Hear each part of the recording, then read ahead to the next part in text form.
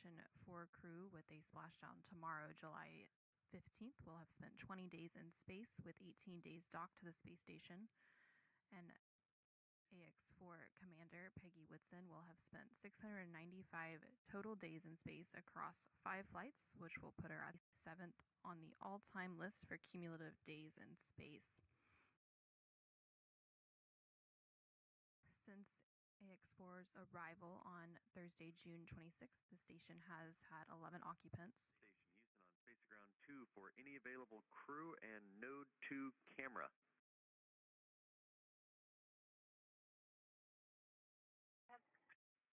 Hey, it looks like the Node 2 camera came unplugged. Can we have someone check the cable for that?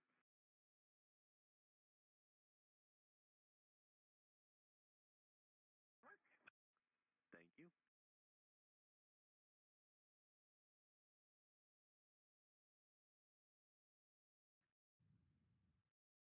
Again, some additional comms there between the team on the ground and the crew aboard the space station, working to do some configuration of one of the internal space station cameras. Houston Station, we reseated the cable, so hopefully that will help.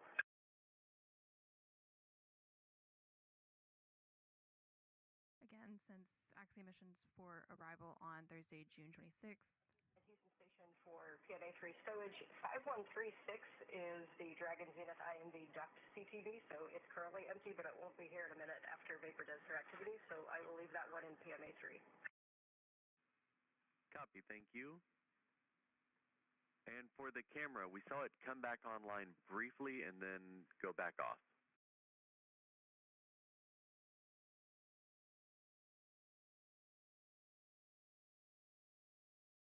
Copy. We're working the connector again.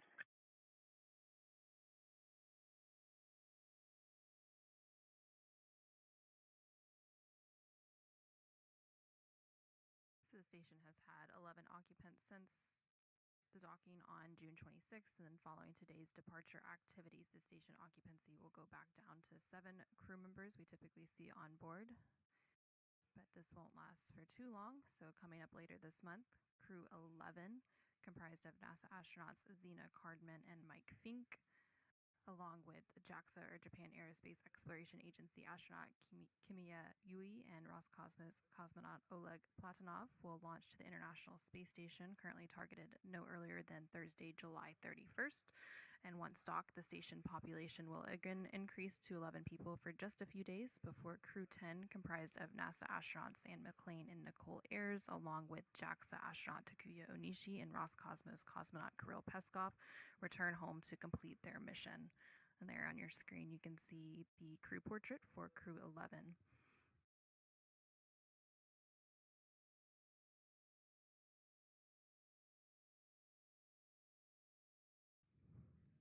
Again, there on your screen, you're seeing a live look inside the Dragon Grace spacecraft. This was the first flight of the Dragon Grace spacecraft. So following launch and orbital insertion of Axiom Mission 4, Peggy Whitson unveiled the new name of the Dragon spacecraft as Grace.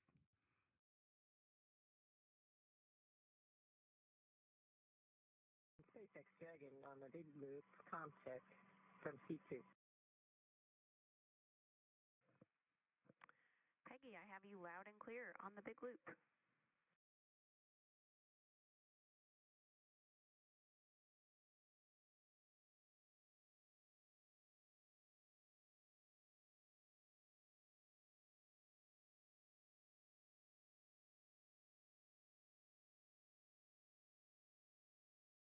You just heard some conversation there about configuring the big loop. The big loop is a central communications loop for all teams supporting the operational activities today. So it's one central. Dragon Houston on Space to Ground 2, heads up, we are still in hardline audio config. Stand by for big loop audio config.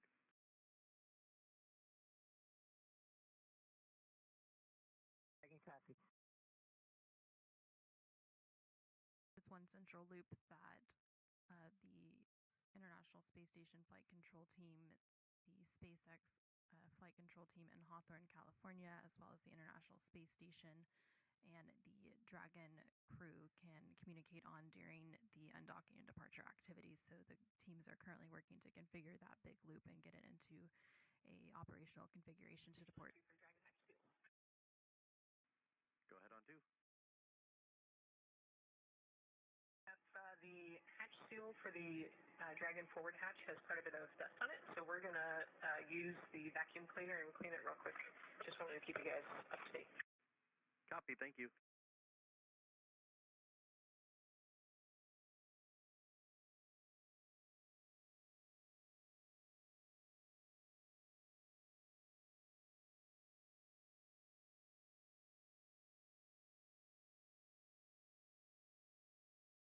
And you just heard some additional communication as they work to prepare for today's hatch closing operations. Again, we are expecting hatch closing to take place in the next 15-20 minutes or so.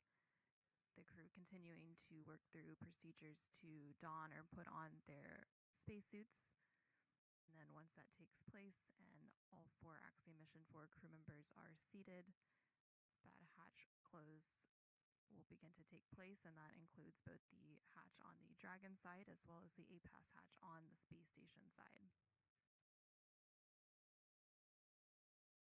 And NASA astronaut Nicole Ayers is on tap aboard space station to assist with the Dragon and space station hatch close operations today. And then for undocking, NASA astronaut Anne McLean will be on tap to monitor that from the space station.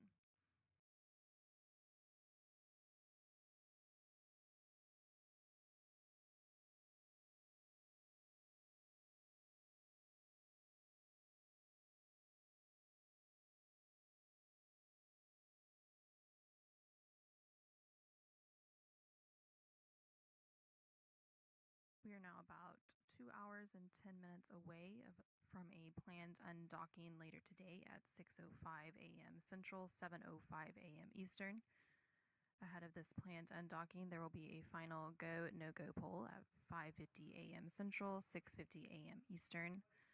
Again, this final go, no-go is where the joint SpaceX and NASA teams make their final call for Dragon to depart the space station today. Okay, Dragon cabin configured for departure complete, step 2.9.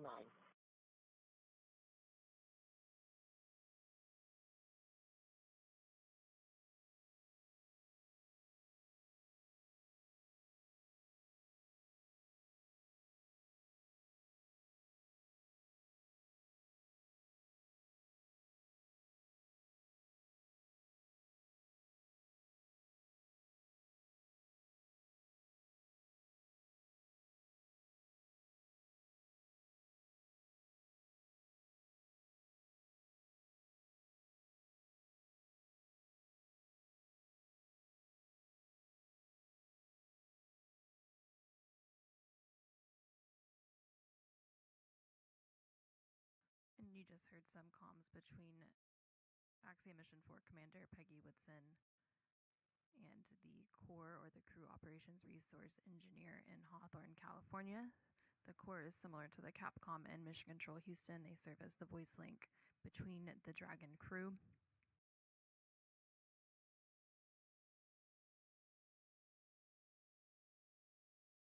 Again, after the final go, no-go poll later today, teams will then send the undock command to actually begin the undocking sequence, and that undock command is scheduled to be sent.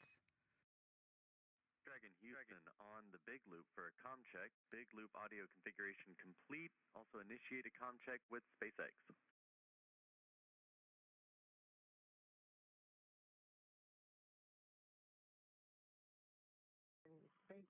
SpaceX in Houston and station, this is comm check from the Dragon on the big loop.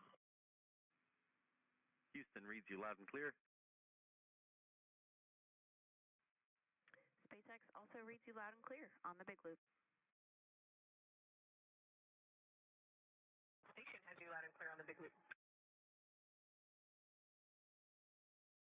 We comm checked, and as we found the additional fob that was missing when we took the photograph, it's back in bag 201 in volume 11.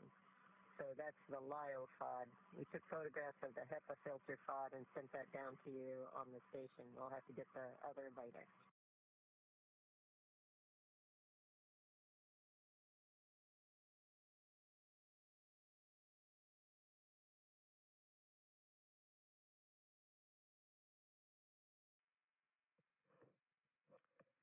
And Peggy, I copied additional LIO FOD placed in bag 201 on the big loop.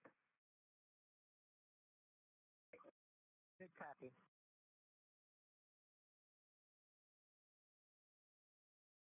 We just heard some confirmation and some comms checks there for the big loop. Again, that big loop is a central communications loop for these integrated operations today that has the SpaceX teams, the NASA teams, as well as the space station crew and the Axiom mission 4 crew in Dragon, all configured onto one communications loop.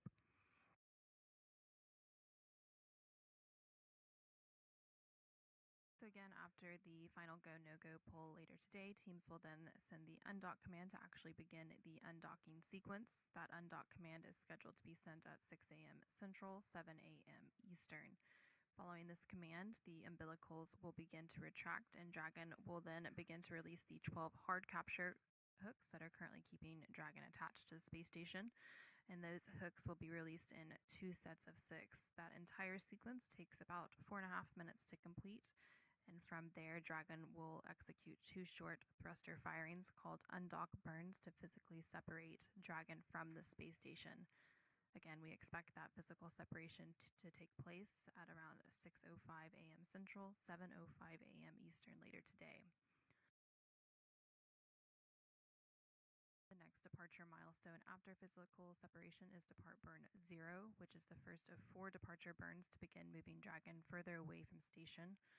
Depart burn 0 will be followed by the second departure burn about 5 minutes later and help move the spacecraft beyond the keep out sphere.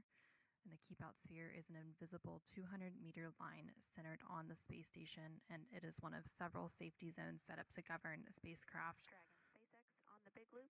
You are go to complete LIO configuration, IMV teardown, and hatch closure per NASA procedure 2.103. When complete, execute instructions in your hatch closed event details, and then complete suit donning per procedure 4.010. For the LIO cartridge, we will be swapping to cartridge 4.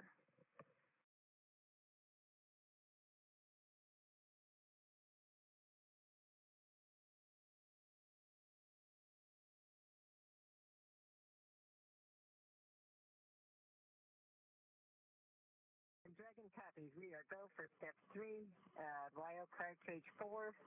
And once we finish those steps, after reporting in, we will continue on the event details.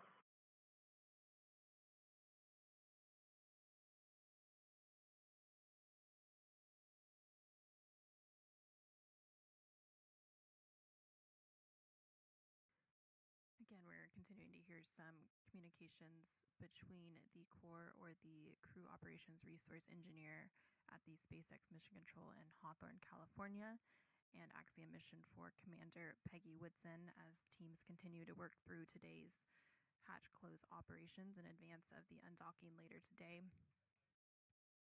We did hear that they are go to proceed with those hatch close operations, and they're also working through some LiO or lithium hydroxide configuration. Those canisters work to scrub carbon dioxide out of the atmosphere.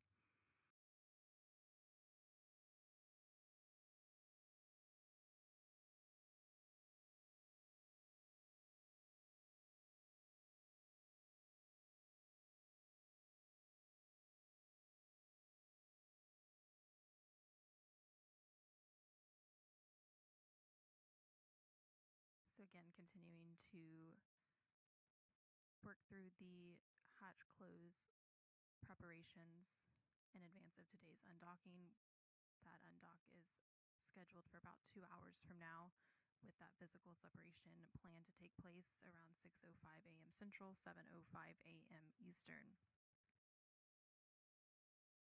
After that physical separation, Dragon will execute depart burn 0, and then after that will be the second departure burn about 5 minutes later, which will move Dragon beyond the keep-out sphere. The keep-out sphere is an invisible 200-meter line centered on the space station and is one of several safety zones set up to govern spacecraft arriving and departing from the space station. Before moving into the keep-out sphere during arrival, spacecraft have to be configured to where they would not cross that imaginary boundary for at least 4 orbits, even if the spacecraft lost all maneuvering. After Dragon exits the keep-out sphere, the next milestone will take place about 13 minutes afterwards, and that is when Dragon will exit the approach ellipsoid. And the approach ellipsoid is another imaginary shape similar to the keep-out sphere, but this time it's a 3-dimensional ellipsoid measuring 4 kilometers by 2 kilometers by 2 kilometers. One of the key differences with the approach ellipsoid is that vehicles outside of it have to be on what we call a 24-hour safe free drift trajectory, which means the spacecraft would not cross into the approach ellipsoid for at least 24 hours, even if it lost all maneuvering. And then once the spacecraft exits the approach ellipsoid, joint operations will end and responsibility for the spacecraft and crew. Station on 2 for IDA closeout. Go ahead on 2. Yeah, if it looks like they're working step 3 of 2.103, I just want to make sure that I'm go to start coordinating with them for the procedure. Affirm, you are go.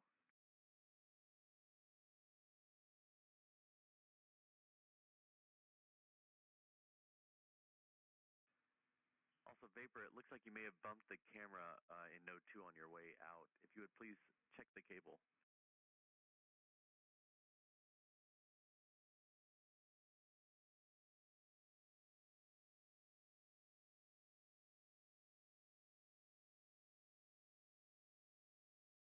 And those comms there were between the capsule communicator Capcom here in Mission Control Houston and NASA astronaut Nicole Ayers aboard the International Space Station.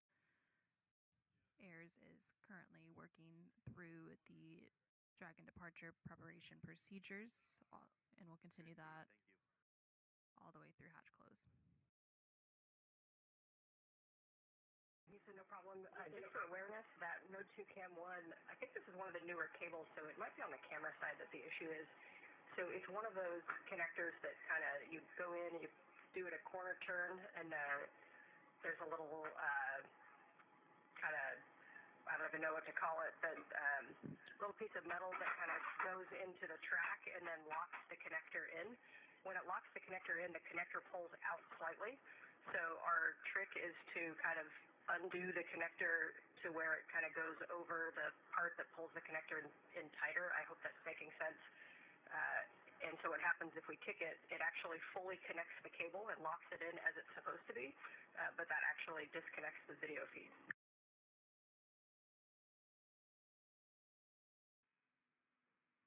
Okay, we copy. Thank you for telling us about that. I can hear it in your voice. It made no sense whatsoever. But hopefully somebody from Photo TV knows what I'm talking about. Thank you. Thank you for the clarification. Someone down here understands.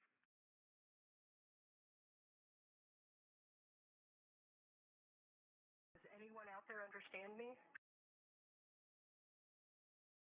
Yes, we LIO is installed at 9:04, and the hatch is going closed now. I'll call you when it's complete. And Peggy, I copy 9:04 for LIO cartridge install, hatch closure in progress.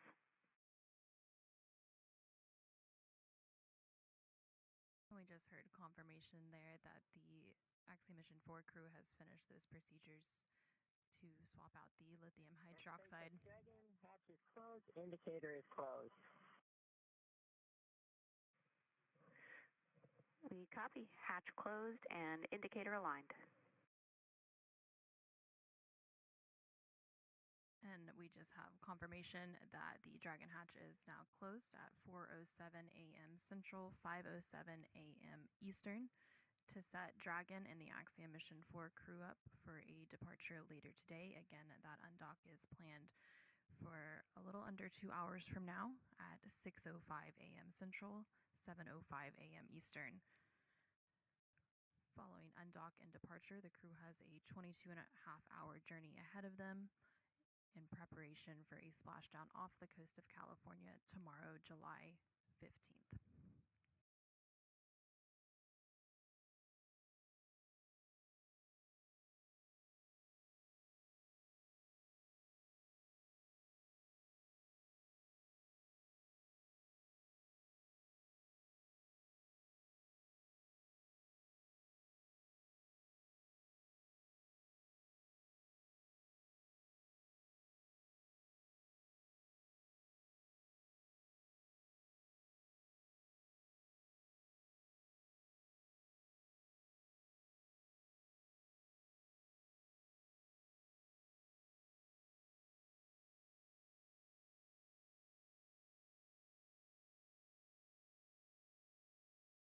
And you're continuing to see a live look inside the Dragon Grace spacecraft with all 4 Axiom Mission 4 crew members currently on board. On the center of your screen are pilot Shibanshu Shukla and Commander Peggy Whitson. And then closest to the screen is Tibor Kapu, who's currently working through procedures to get his spacesuit on and prepared for today's undocking activities. And then on the far side of the screen is Sławosz Uznański-Wisniewski, also working through those procedures to get his spacesuit on.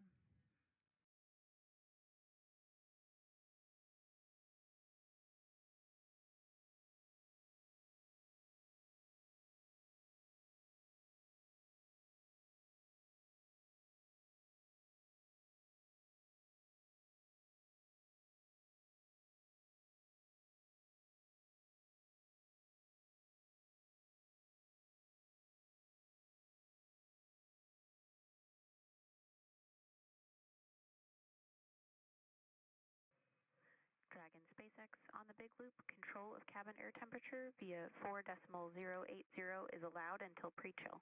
Note that the hex is currently configured for maximum cooling. Dragon copies on temperature control. Thanks.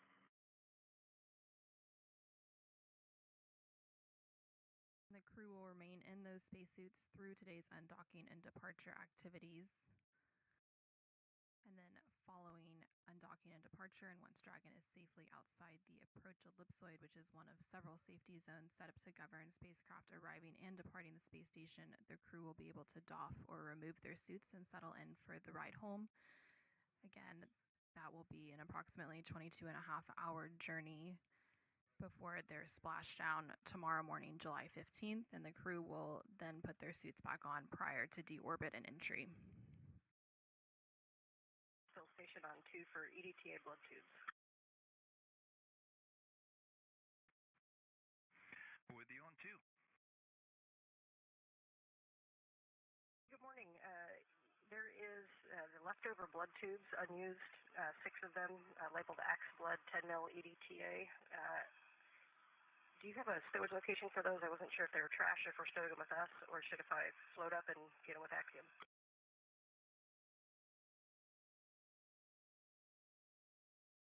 And we are checking for a location.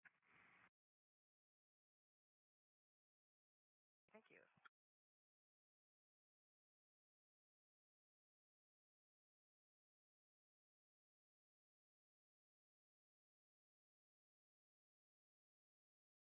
For those of you who are just joining us, you are currently seeing a live look inside the Dragon Grace spacecraft.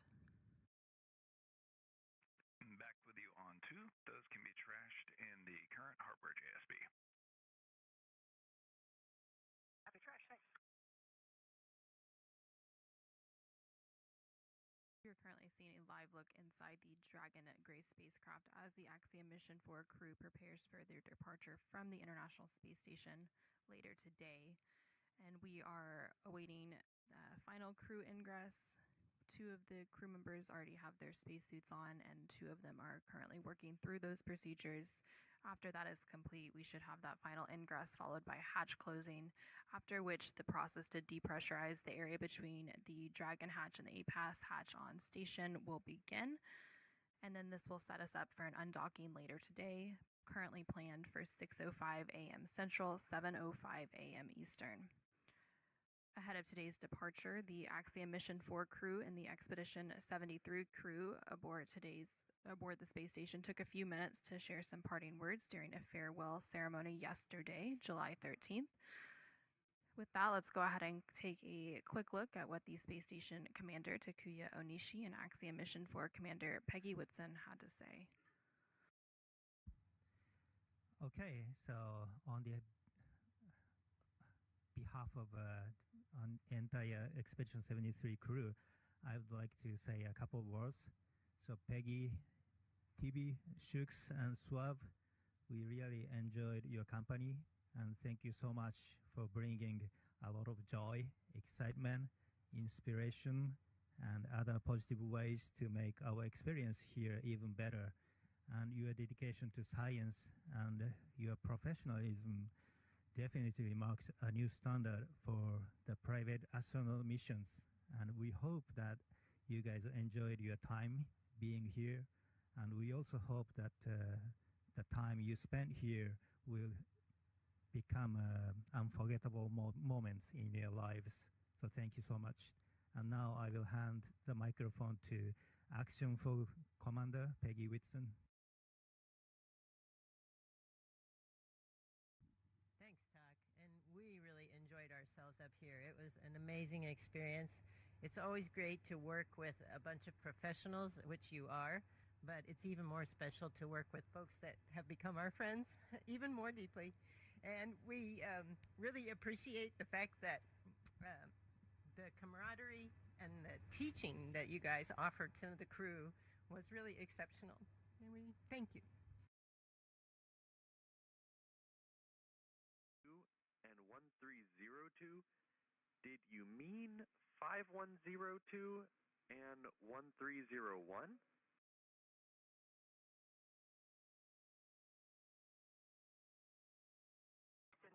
Maybe. It's been an early morning, and yes, I juxtapose those two numbers.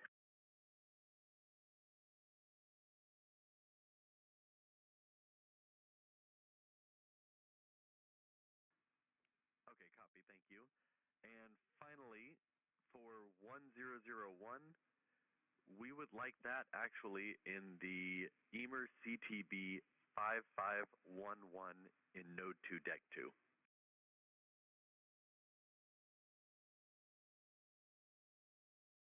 And that's for the ammonia response medical kit. Okay, copy. I will put the ammonia response medical kit in 5511, the 1.0 CTBs into the pantry if they're empty, and the 2 halves stay where they're at. That's a good config. Thank you.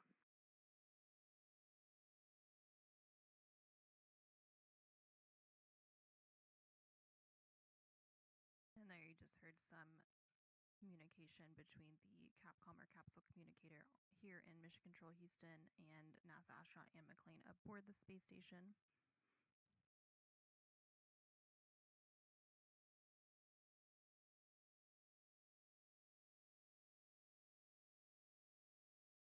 With today's undocking and departure, the Axiom Mission 4 crew with a splashdown tomorrow, July 15th, will have spent 20 days in space with 18 days docked to the space station.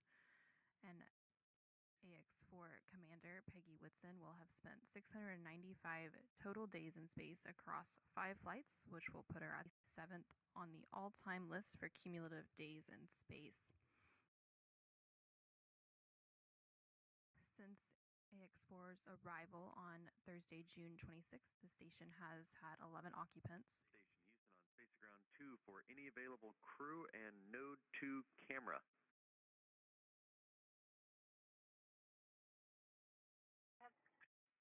Hey, it looks like the Node 2 camera came unplugged. Can we have someone check the cable for that?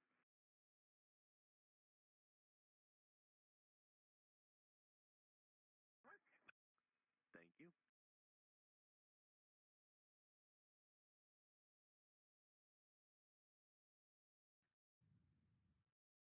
Again, some additional comms there between the team on the ground and the crew aboard the space station, working to do some configuration of one of the internal space station cameras.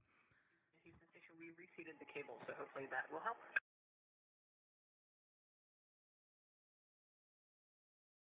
Again, since Axiom missions for arrival on Thursday, June 26th.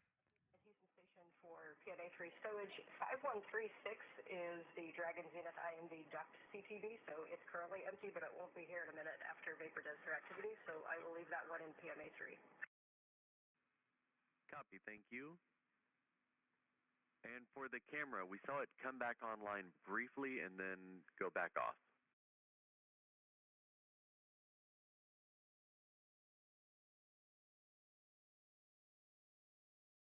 Copy. We're working the connector again.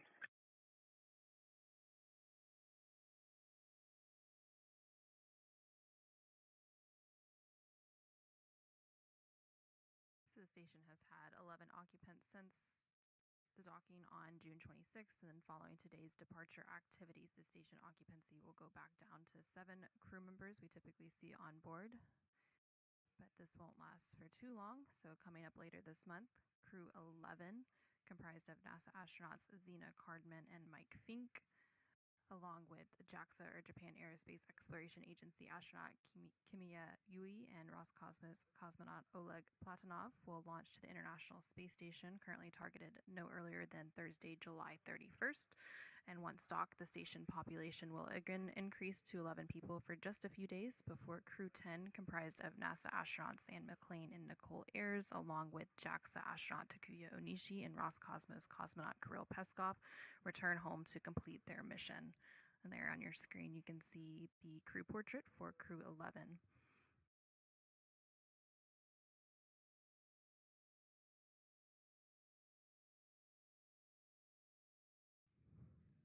Again, there on your screen, you're seeing a live look inside the Dragon Grace spacecraft.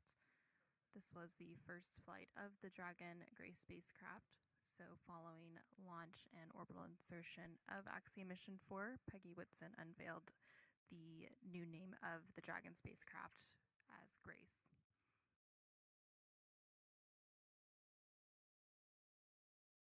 SpaceX Dragon on the big loop concept from C2. Peggy, I have you loud and clear on the big loop.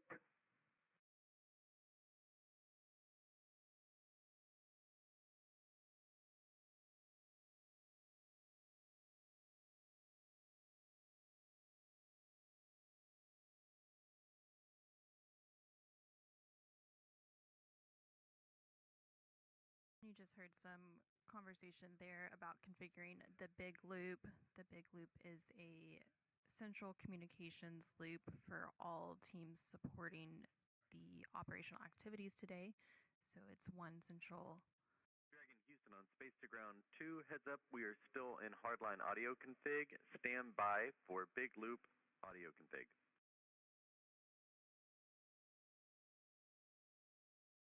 I can copy. It's one central loop that the International Space Station Flight Control Team, the SpaceX Flight Control Team in Hawthorne, California, as well as the International Space Station and the Dragon crew can communicate on during the undocking and departure activities. So the teams are currently working to configure that big loop and get it into a operational configuration to depart. Go ahead on 2. The hatch seal for the Dragon forward hatch has quite a bit of dust on it, so we're going to use the vacuum cleaner and clean it real quick. Just wanted to keep you guys up to date. Copy, thank you.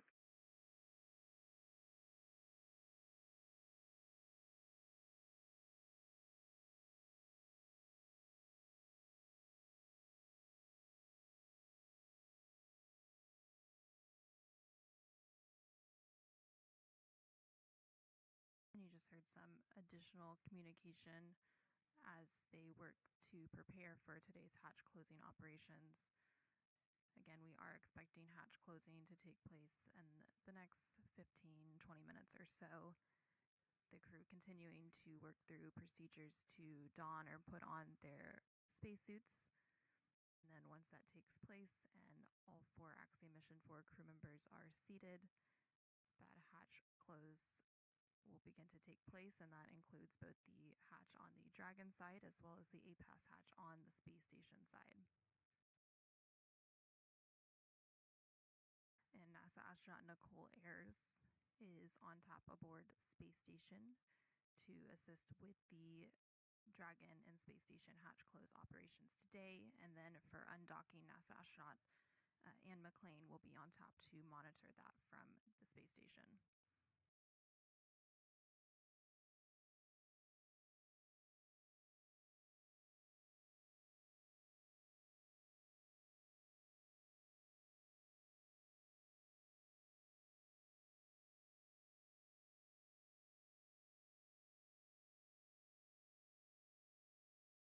We are now about 2 hours and 10 minutes away from a planned undocking later today at 6:05 a.m. Central, 7:05 a.m. Eastern. Ahead of this planned undocking, there will be a final go, no-go poll at 5:50 a.m. Central, 6:50 a.m. Eastern. Again, this final go, no-go is where the joint SpaceX and NASA teams make their final call for Dragon to depart the space station today. Dragon cabin configured for departure complete, step 2.9.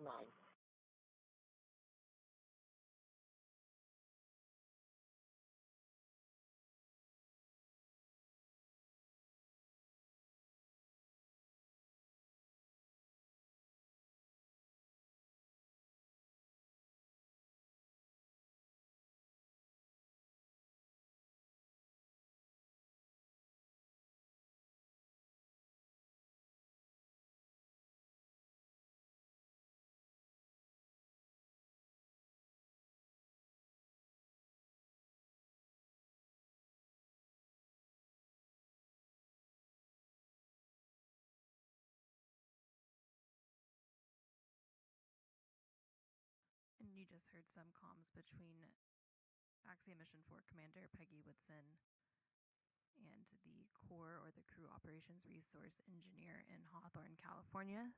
The Core is similar to the Capcom and Mission Control Houston. They serve as the voice link between the Dragon crew.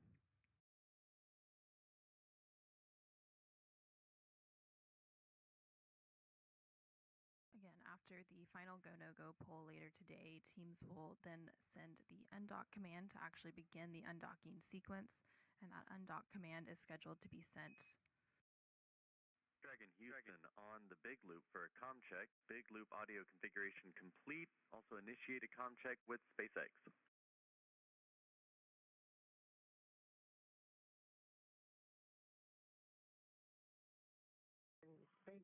SpaceX in Houston and station, this is comm check from the Dragon on the big loop. Houston reads you loud and clear. SpaceX also reads you loud and clear on the big loop. Station has you loud and clear on the big loop. Big comm check, and as we found the additional FOD that was missing when we took the photograph, it's back in bag 201 in volume 11. So that's the LIO FOD. We took photographs of the HEPA filter FOD and sent that down to you on the station. We'll have to get the other later.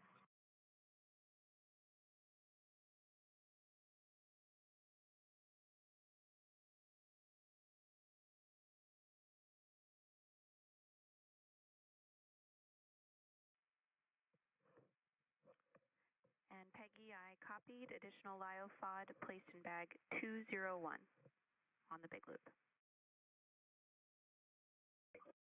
Good copy.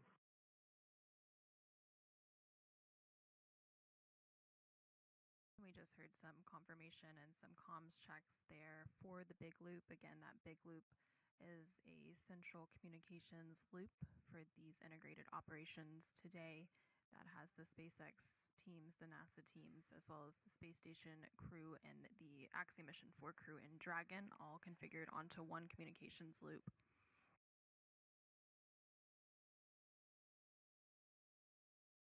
So So again, after the final go, no-go poll later today, teams will then send the undock command to actually begin the undocking sequence. That undock command is scheduled to be sent at 6 a.m. Central, 7 a.m. Eastern.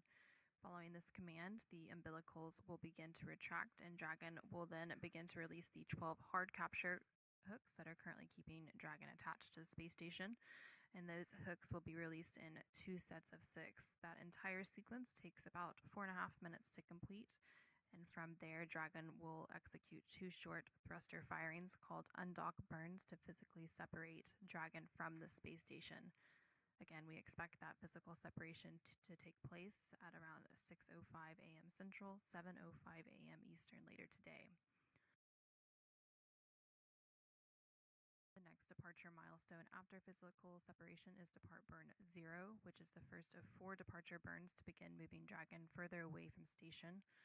Depart burn 0 will be followed by the second departure burn about 5 minutes later and help move the spacecraft beyond the keep out sphere.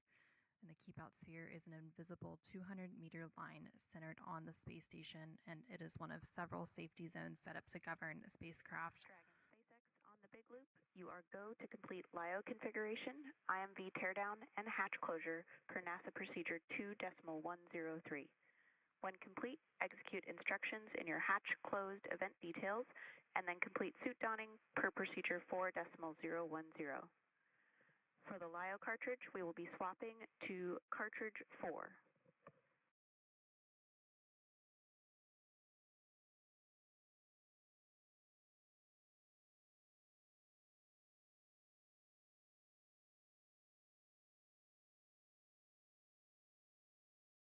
Dragon copies. We are go for step 3, LIO cartridge 4. And once we finish those steps, after reporting in, we will continue on the event details.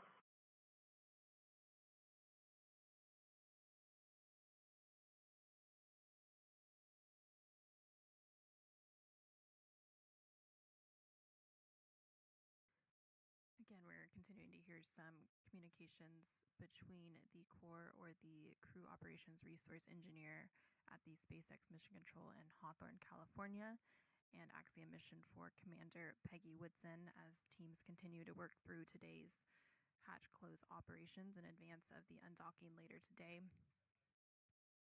We did hear that they are go to proceed with those hatch close operations, and they're also working through some LiO or lithium hydroxide configuration. Those canisters work to scrub carbon dioxide out of the atmosphere.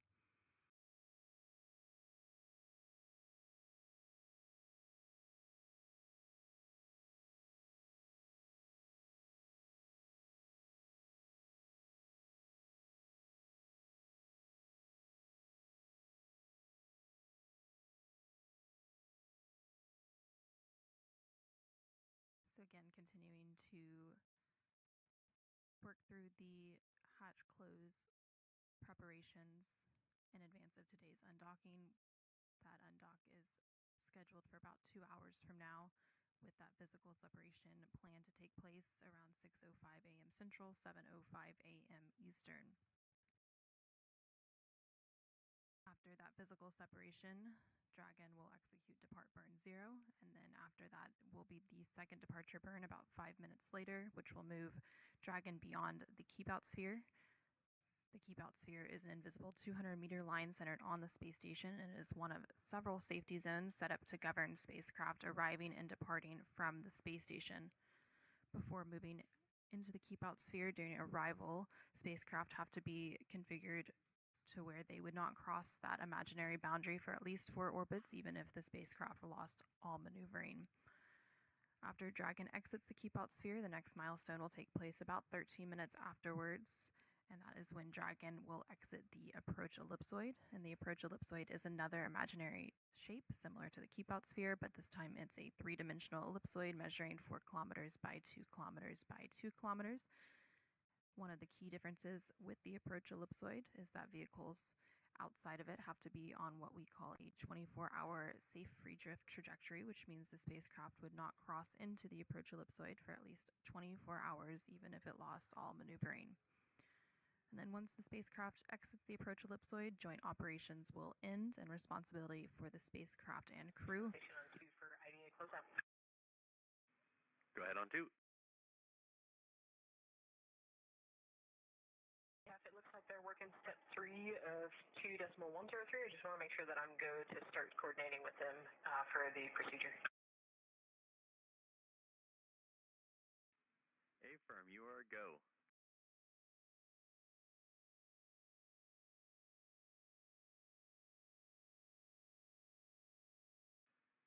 Also, Vapor, it looks like you may have bumped the camera in node 2 on your way out. If you would please check the cable.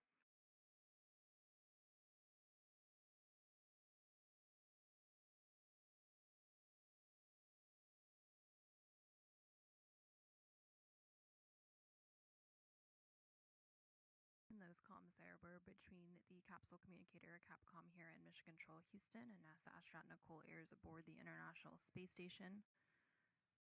Ayers is currently working through the Dragon departure preparation procedures, and we'll continue that Thank you. all the way through hatch close. He said no problem. Just for awareness, that Node 2 Cam 1, I think this is one of the newer cables, so it might be on the camera side that the issue is. So it's one of those connectors that kind of, you go in and you do it a corner turn, and there's a little kind of, I don't even know what to call it, but little piece of metal that kind of goes into the track and then locks the connector in. When it locks the connector in, the connector pulls out slightly. So our trick is to kind of undo the connector to where it kind of goes over the part that pulls the connector in tighter. I hope that's making sense. And so what happens if we kick it, it actually fully connects the cable and locks it in as it's supposed to be, but that actually disconnects the video feed.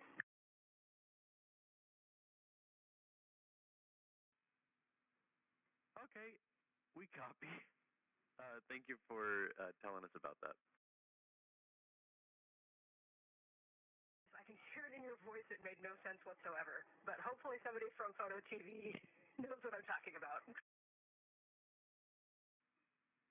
Thank you. Thank you for the clarification. Someone down here understands.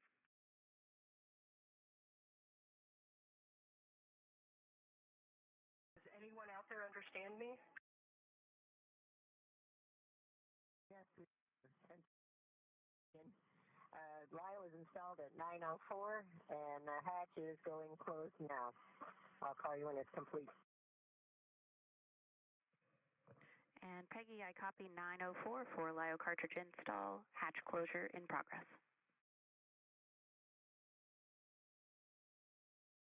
We just heard confirmation there that the Axiom Mission 4 crew has finished those procedures to swap out the lithium hydroxide. Dragon, hatch is closed, indicator is closed. We copy, hatch closed and indicator aligned. And we just have confirmation that the Dragon hatch is now closed at 4:07 a.m. Central, 5:07 a.m. Eastern, to set Dragon and the Axiom Mission 4 crew up for a departure later today. Again, that undock is planned for a little under 2 hours from now at 6:05 a.m. Central, 7:05 a.m. Eastern. Following undock and departure, the crew has a 22.5-hour journey ahead of them in preparation for a splashdown off the coast of California tomorrow, July 15th.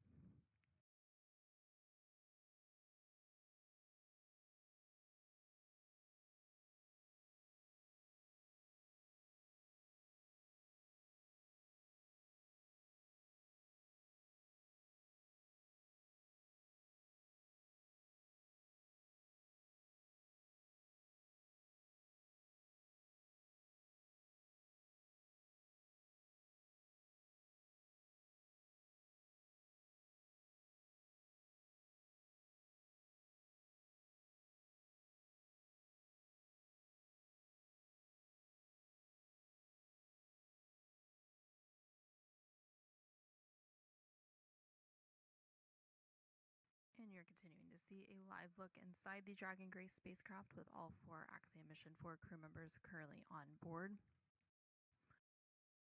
On the center of your screen are pilot Shibanshu Shukla and Commander Peggy Whitson. And then closest to the screen is Tibor Kapu, who's currently working through procedures to get his spacesuit on and prepared for today's undocking activities. And then on the far side of the screen is Swabosh Uznansky Vishnevsky, also working through those procedures to get his spacesuit on.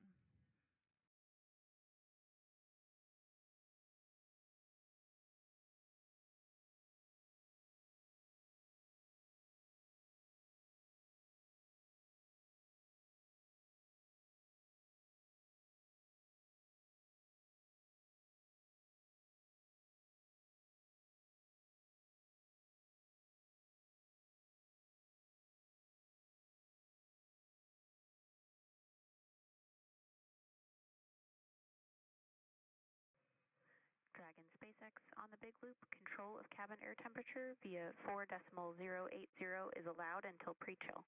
Note that the hex is currently configured for maximum cooling. Dragon copies on temperature control. Thanks.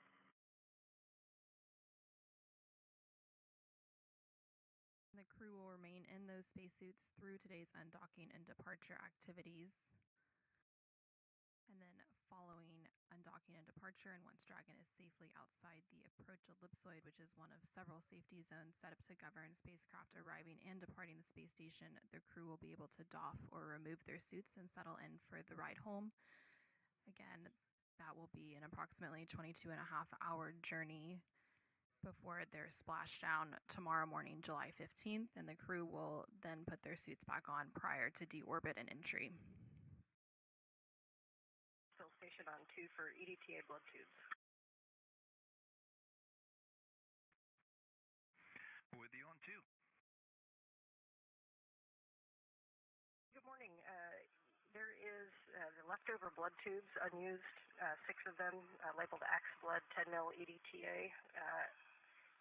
Do you have a stowage location for those? I wasn't sure if they were trash, if we're stowing them with us, or should if I float up and get them with Axiom.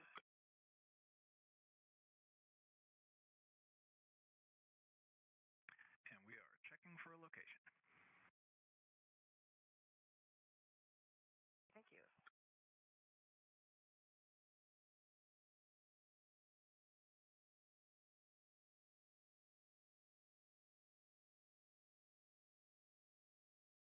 For those of you who are just joining us, you are currently seeing a live look inside the Dragon Grace spacecraft. Back with you on 2. Those can be trashed in the current hardware JSB. Happy trash, thanks. You're currently seeing a live look inside the Dragon Grace spacecraft as the Axiom Mission 4 crew prepares for their departure from the International Space Station later today. And we are awaiting final crew ingress. 2 of the crew members already have their spacesuits on, and 2 of them are currently working through those procedures. After that is complete, we should have that final ingress followed by hatch closing, after which the process to depressurize the area between the Dragon hatch and the APAS hatch on station will begin. And then this will set us up for an undocking later today, currently planned for 6:05 a.m. Central, 7:05 a.m. Eastern. Ahead of today's departure, the Axiom Mission 4 crew and the Expedition 73 crew aboard the space station took a few minutes to share some parting words during a farewell ceremony yesterday, July 13th. With that, let's go ahead and take a quick look at what the space station commander Takuya Onishi and Axiom Mission 4 commander Peggy Whitson had to say. Okay, so on the behalf of entire Expedition 73 crew, I would like to say a couple of words.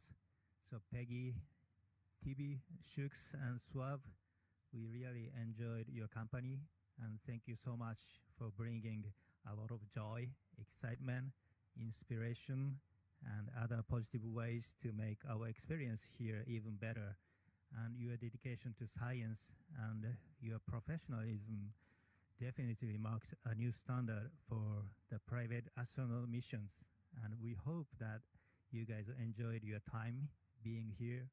And we also hope that the time you spent here will become unforgettable moments in your lives. So thank you so much. And now I will hand the microphone to Axiom for Commander Peggy Whitson. Thanks, Talk. And we really enjoyed ourselves up here. It was an amazing experience. It's always great to work with a bunch of professionals, which you are, but it's even more special to work with folks that have become our friends even more deeply.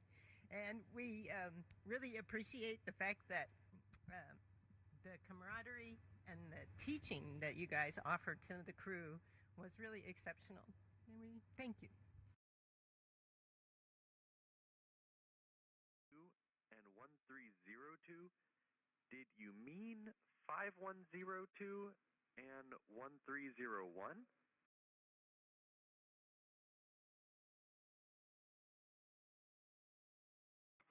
Maybe. It's been an early morning, and yes, I juxtaposed those two numbers.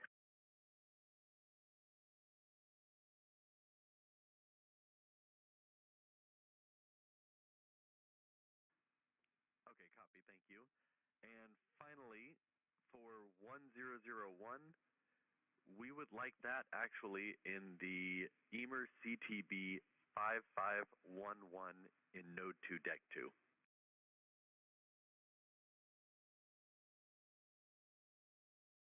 And that's for the ammonia response medical kit. Okay, copy. I will put the ammonia monster response medical kit in 5511, the 1.0 CTBs into the pantry if they're empty, and the 2 halves stay where they're at. That's a good config. Thank you.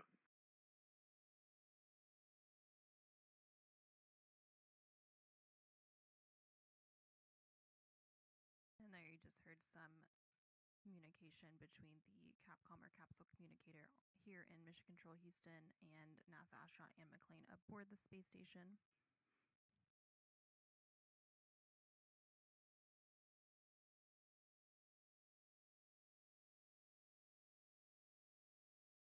With today's undocking and departure, the Axiom mission for crew with a splashdown tomorrow, July 15th, will have spent 20 days in space with 18 days docked to the space station.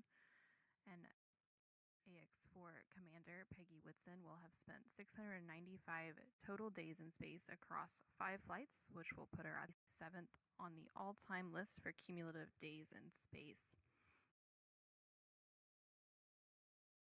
Since AX4's arrival on Thursday, June 26th, the station has had 11 occupants. Station Houston on Space Ground 2 for any available crew and Node 2 camera.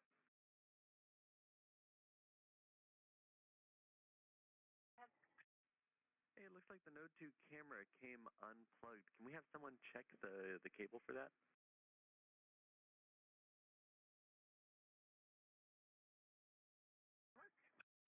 Thank you.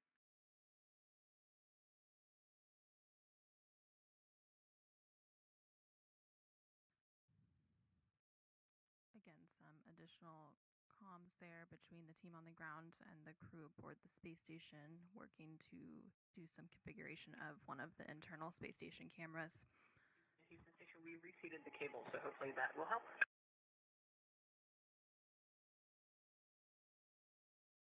Again, since Axiom missions for arrival on Thursday, June 26th, Houston Station for PNA3 stowage. 5136 is the Dragon Zenith IMV duct CTV, so it's currently empty, but it won't be here in a minute after Vapor does her activity, so I will leave that one in PMA3. Copy, thank you. And for the camera, we saw it come back online briefly and then go back off.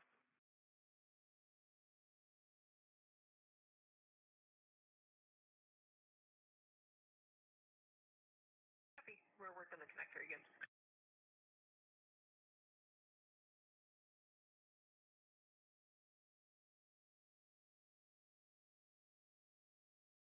so the station has had 11 occupants since the docking on June 26th, and then following today's departure activities, the station occupancy will go back down to 7 crew members we typically see on board. but this won't last for too long. So coming up later this month, Crew 11, comprised of NASA astronauts Zena Cardman and Mike Fink, along with JAXA, or Japan Aerospace Exploration Agency astronaut Kimiya Yui and Roscosmos cosmonaut Oleg Platonov, will launch to the International Space Station, currently targeted no earlier than Thursday, July 31st. And once docked, the station population will again increase to 11 people for just a few days before Crew 10, comprised of NASA astronauts Anne McClain and Nicole Ayers, along with JAXA astronaut Takuya Onishi and Roscosmos cosmonaut Kirill Peskov, return home to complete their mission. And there on your screen, you can see the crew portrait for Crew 11.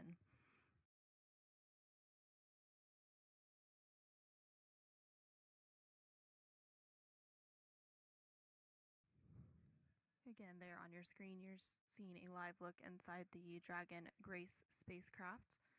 This was the first flight of the Dragon Grace spacecraft. So following launch and orbital insertion of Axiom Mission 4, Peggy Whitson unveiled the new name of the Dragon spacecraft as Grace.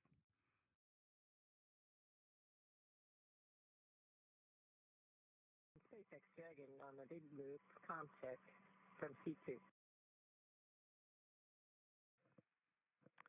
Peggy, I have you loud and clear on the Big Loop.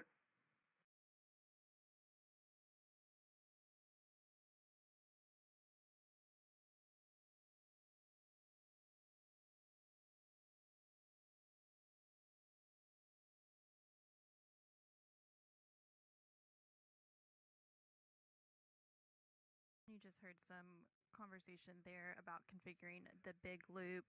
The Big Loop is a central communications loop for all teams supporting the operational activities today. So it's one central. Dragon Houston on Space to Ground 2. Heads up, we are still in hardline audio config. Stand by for Big Loop audio config.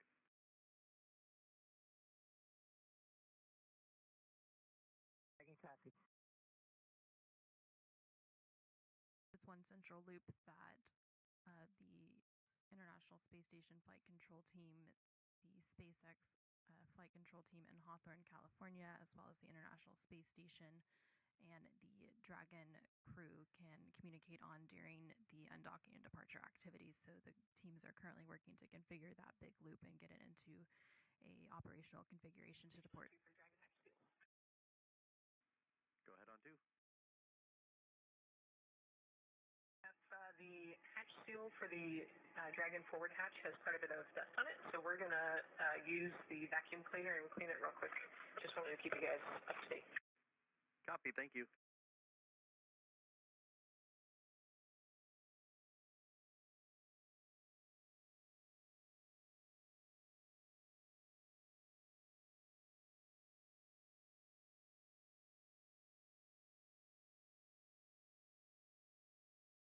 And you just heard some additional communication as they work to prepare for today's hatch closing operations.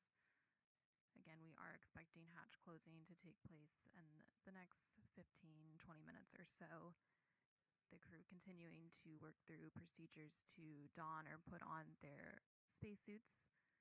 And then once that takes place and all 4 Axiom Mission 4 crew members are seated, that hatch close will begin to take place, and that includes both the hatch on the Dragon side as well as the APAS hatch on the space station side.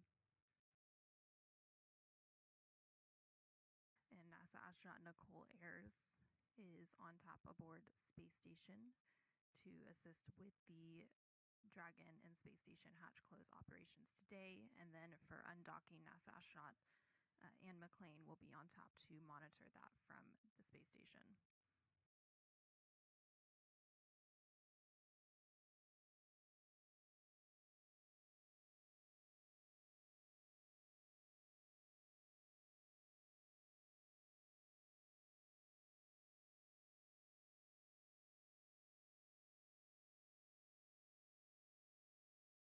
We are now about 2 hours and 10 minutes away from a planned undocking later today at 6:05 a.m. Central, 7:05 a.m. Eastern.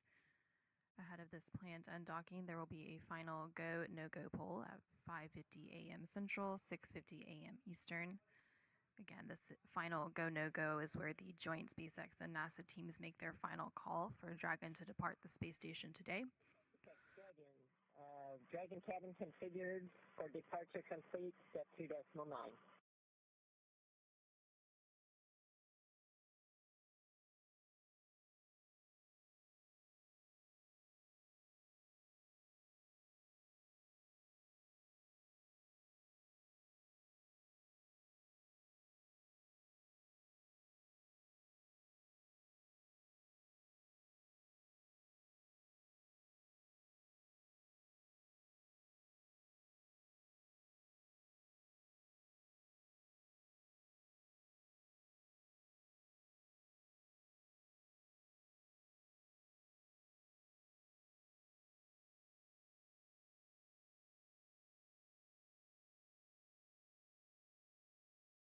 And you just heard some comms between Axiom Mission 4 Commander Peggy Whitson and the core or the crew operations resource and prepare for re-entry through the Earth's atmosphere. That's right, and that landing zone for today is in the Pacific Ocean.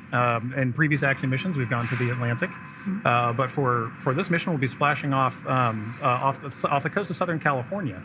And at that point, once crew has landed has splashed down rather, sorry. We'll be dispatching crews out to the crew to retrieve them, pull them aboard Shannon, our SpaceX's retrieval vessel, and at that time, ground crews will also be assessing crew, making sure they're okay, and Axiom Space personnel will also be providing support to the crew as we pull them back on board. Yeah, and what you saw on that graphic is we do have a few different splashdown zones. Today, we are expected to splash down off the coast of San Diego today. And there you can see the trajectory that Dragon is going to be making as it makes its way to that splashdown zone. That's right. So if you're in Southern California, you should get some pretty good views. We won't have any here today. We're inside. But we will be following along closely, obviously. Once those parachutes deploy, we get good visual confirmations of crew. It's important to note that the ground crews will know exactly where Dragon is landing, or splashing down rather. And at that point, we'll be able to go out and retrieve them. But prior to that, you should get a pretty good view of Dragon coming in. Yeah, I think it's a pretty cool view. I've seen the videos, haven't seen it in person just yet. Hopefully one day I'll get to see re-entry of a crew. Yeah. But if you're in Southern California and you go outside in about 15 minutes or so, you might be able to see it. That's right.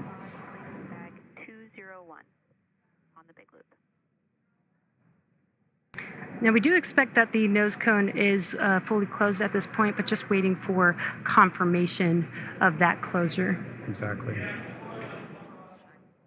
for the big loop. Again, that big loop is a central Again, the nose cone helps protect the forward bulkhead thrusters and just the forward section of the Dragon spacecraft during ascent.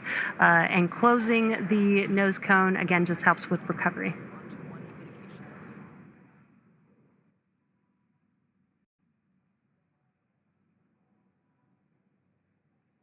So far, we've had a pretty smooth return home. Yeah. The crew undocked from the International Space Station yesterday at 4:15 a.m. Pacific time. They spent 22.5 hours coasting, doing a few more orbits in space before they come back down to planet Earth. And we're just under 30 minutes from them splashing down. And again, we have this new clock on your screen, in the middle of your screen, where you see that countdown to splashdown, which I love, because now you can see there's about 26 minutes before we expect them to splash down in the Pacific Ocean off the coast of San Diego today. Yeah, I think having the countdown really helps bring home that they're almost here. It is time for the AX4 mission to come to a close, but this is just the dynamic phase of the missions that's coming to a close. There's so Dragon, SpaceX, nose cone secured for entry. Dragon copy, nose cone secured.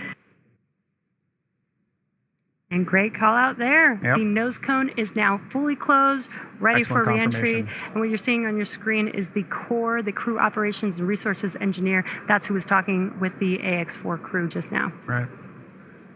Now, once it's time for our crew to splash down back on planet Earth, they'll be heading to one of several targeted sites supported by SpaceX. Until recently, Dragon recoveries primarily occurred off the coast of Florida.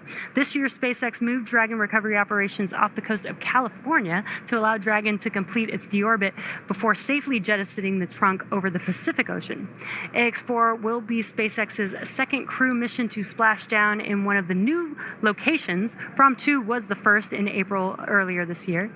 The new splashdown locations are near Los Angeles, Oceanside, and San Diego.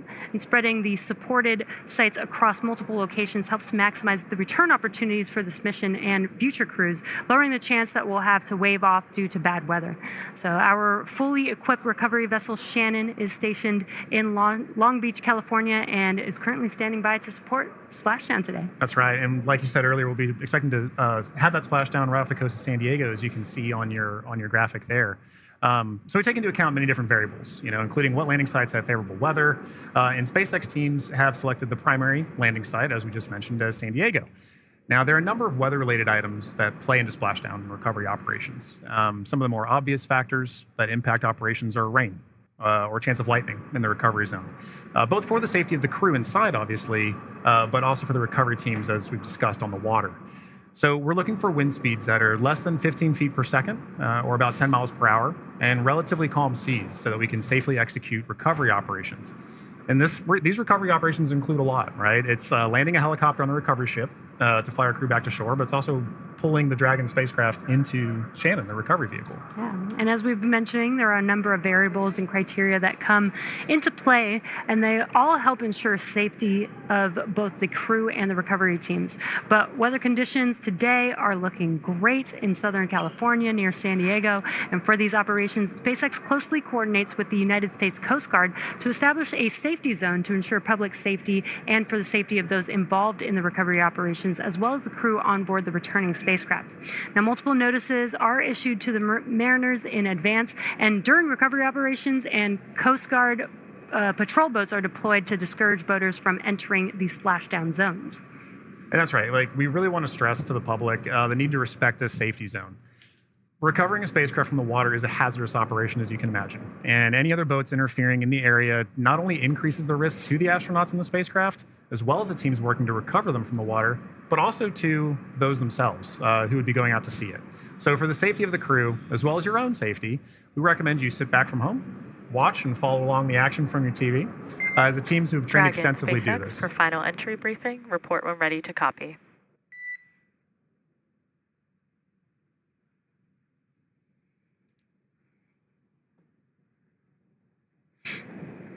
Dragon's ready to copy.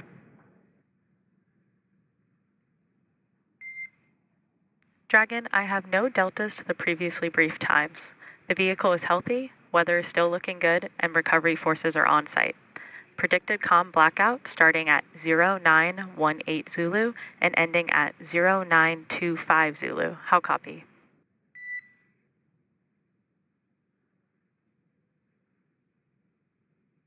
No deltas to the timeline. Everything's healthy and weather looks good. 0918 to 0925 for the comm blackout. That's a good readback, Dragon. And with that, I'll be looking for you to verify that tablets are secure, visors are down, and restraints are tightened no later than 150 kilometers. Dragon copy. Welcome.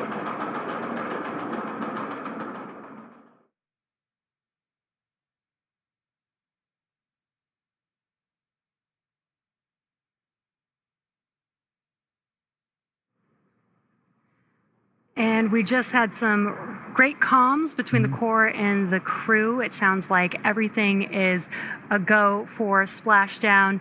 We are expecting the blackout period to begin at 2:18 a.m. Pacific time. That lasts about 6 minutes, completely expected. We will lose comms with the spacecraft as the vehicle heats up with plasma around it, but we do expect them to pass through that in about 6 minutes and regain comms after that. So really exciting, about 21 minutes away from splashdown. And as as you might imagine, astronaut training can be extensive, from training that is specific to each crew member's role to learning SpaceX protocols, space station systems, and preparing for the science and outreach activities that they'll be conducting in space. Private astronaut training is rigorous. In addition to the training in the field like they do through NOLS, or NOLS, the Axiom 4 crew spent about 35 days training inside of Dragon. Now, to prepare them for flight, our teams at SpaceX spent the last several months teaching the crew about orbital mechanics and how to live in microgravity. While this was more of a review for Peggy Whitson, for the rest of the crew, this was their first time flying on Dragon. The training program includes nearly 100 different lessons covering all aspects of the flight. The crew spent time inside of our Dragon training spacecraft to run simulations of ascent, the International Space Station rendezvous, and re-entry. And they also spent time at the launch pad in our suit-up room and working through emergency procedures that would be necessary in the unlikely event of a pad abort scenario. And beyond those critical trainings from SpaceX for the ascent and return phases of the mission, Axiom Space has facilitated a host of efforts over the last 10 months to ensure that the crew and all of those who support them, like ground operations, mission control, flight controllers, are all ready for the mission while on board station. And kicking off efforts for that training at Axiom headquarters in August of 2024, the AX4 crew immediately began to familiarize themselves with the range of teams and systems that they would need to become proficient with in order to succeed. From selecting the food that they would eat and learning how to prepare it with the food warming and hydration racks on orbit, to understanding the tools and systems available to them throughout the International Space Station. Every small detail is critical to mission success. So in Building 9 at Johnson Space Center, the crews learned and rehearsed routine operations, medical procedures, emergency situations, and media exercises. All of this built up to full-scale simulations that were then run in coordination with ground teams at Johnson and around the world. And as the name of the International Space Station suggests, specific modules are owned and operated by different nations. The crew traveled to Germany to earn their certification of these systems in the European module known as Columbus. As an ESA project astronaut, Swabish had additional trainings at the European Astronaut Center. The crew then traveled to Japan to learn the systems of the Japanese experiment module, also known as Kibo. With hands-on training that culminated in a round of testing, the crew became certified to use the systems of Kibo for their flight. And beyond the specific requirements of each space station module, the crew also participated in a range of efforts that would bond them into a crew and ensure that they were physically and mentally prepared for any mission scenario. So this included a week of training with the National Outdoor Leadership School, or NOLS, where the crew faced a week of kayaking against heavy winds. It also included a day in an altitude chamber to experience how their body reacts to different oxygen levels, and even included an underwater helicopter escape training simulation. SpaceX Dragon crew has tablets secured, restraints tightened, and visors down. SpaceX copies. Crew are configured for entry. 5 minutes until predicted comm blackout. We'll see you on the other side at 0925 Zulu. Copy 09250 on the other side of the blackout. Okay, and good comms there from crew that they are ready and configured for their return time. And you know, an aspect of that is to wrap up our discussion about training. That's a major training point for crew, understanding how their return phase is going to look so that they know, let's go ahead and call ground and let them know that we're ready for maintaining it. So training really is at the heart of any successful mission. You plan, you train, you fly in that order. Yeah, exactly. Training prepares every astronaut, even those very experienced like Peggy Whitson, and she also did retraining with the AX4 crew. It's important for the crew to train together. But this prepares them for any phase, any potential scenario in their mission. Exactly right. You know, and missions like this are important milestones for everyone involved, from the crew members who fly to those that they represent, to the host of scientists and engineers around the world who have an opportunity for their research or their technology to be tested in microgravity. Everyone learns from these missions. And for Axiom Space, this is at the heart of why we do these missions. We're building opportunities for others to advance what is possible and expand what is known. And we want to enable every human everywhere to take part in this. Now, after a beautiful launch on June 25th, the AX4 crew docked with the International Space Station a little over a day later, opening the hatch and greeting the Expedition 73 crew on June 26th. The crew shared some good words in a welcoming ceremony and an astronaut pinning that we don't have there, but Did happen. Before quickly getting to work on their extensive itinerary, each crew member brought with them a host of research, technology demonstrations, and outreach objectives, ranging from human physiology to space radiation impact studies, and even some gardening while they were up there. So this crew maintained a very full timeline, but they prepared for this, part of their training.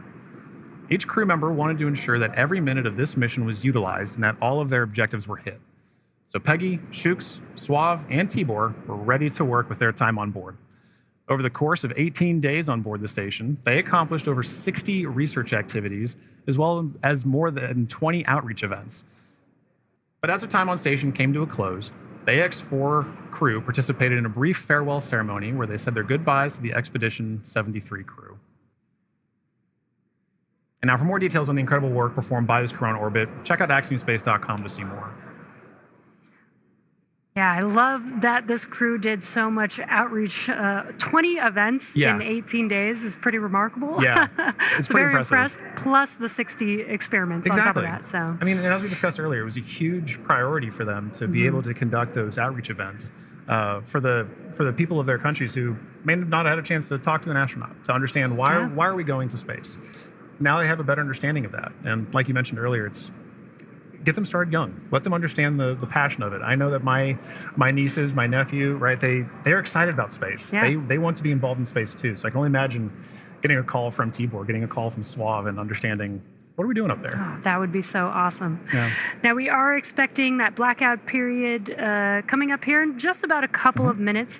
Now this blackout period, this is when the Dragon spacecraft re-enters back into the Earth's atmosphere. What's going to happen is there's going to be a lot of plasma buildup as it's getting more through the atmosphere. And that plasma is getting to about 3,500 degrees Fahrenheit, building up around the spacecraft. So we will be losing comms. This is expected. Today we're expecting it to last about 6 to 7 minutes, and then we'll regain comms. And you'll probably hear the core after the expected blackout period time has ended. Make some comms, some calls to the crew until they regain the comms and get confirmation from the crew that they can communicate with each other. That's exactly right. You bring up a good point. An expected loss of comm, or sometimes you'll hear loss of signal, or LOS. It's an expected part of spaceflight. It is planned for. They are predictable, and mission operators or flight controllers work through that to understand when are we going to be able to have and maintain communications with the vehicle, communications with crew, and that can happen at any time during the spaceflight. So for this 5 minutes, right, based on the physics you discussed of the vehicle heating up, you know it's going to happen, and ground crews can predict for that and work around it. But it's a good reminder that we're waiting for those verbal cues, not just visual cues that we'll get. We've been able to see some visual cues today of crew in their suits, but also be looking for visual cues later, right? Good parachute deploy. We're also listening though for good verbal cues. So we heard a minute ago, Commander Peggy Whitson was calling down saying that crew is in a good configuration for us to go into this period of no comms. Yeah, and we do expect that blackout period has probably begun at this point. That's and right. Speaking of visual cues, I've had the opportunity to talk to some of the astronauts that have flown on our Dragon spacecraft, and they've said it's kind of one of the most spectacular sights they've seen. Really? With different, they said it looks like sparks outside of the window, but with multiple different colors, multiple different looks of what that plasma heating up around the vehicle looks like. So they should be experiencing that right now. The AX-4 crew still inside of the Dragon spacecraft. Again, this blackout period will last approximately 6 to 7 minutes. And again, we won't hear any comms throughout this period until the expected blackout time is complete, and then we'll start hearing comms from the core calling out to the crew. That's right. As we begin the second half of entry, Dragon is now beginning to flush nitrox into the cabin and continuing to top off the AX-4 crew's suits with cool air. Again, this is what will allow the cabin temperature to remain comfortable while, as I mentioned, the external temperatures reach 3,500 degrees Fahrenheit. The heat shield is pointing forward, leading the spacecraft to the landing site. Dragon's primary heat shield is comprised of PICA 3.0, which stands for Phenolic Impregnated Carbon Ablator. First generation PICA was first developed by NASA for studying and sampling comets within our solar system. SpaceX then partnered with NASA to develop Pika X, which was the second-generation product used on all Dragon 1 commercial resupply missions that successfully resupplied the space station on 20 missions.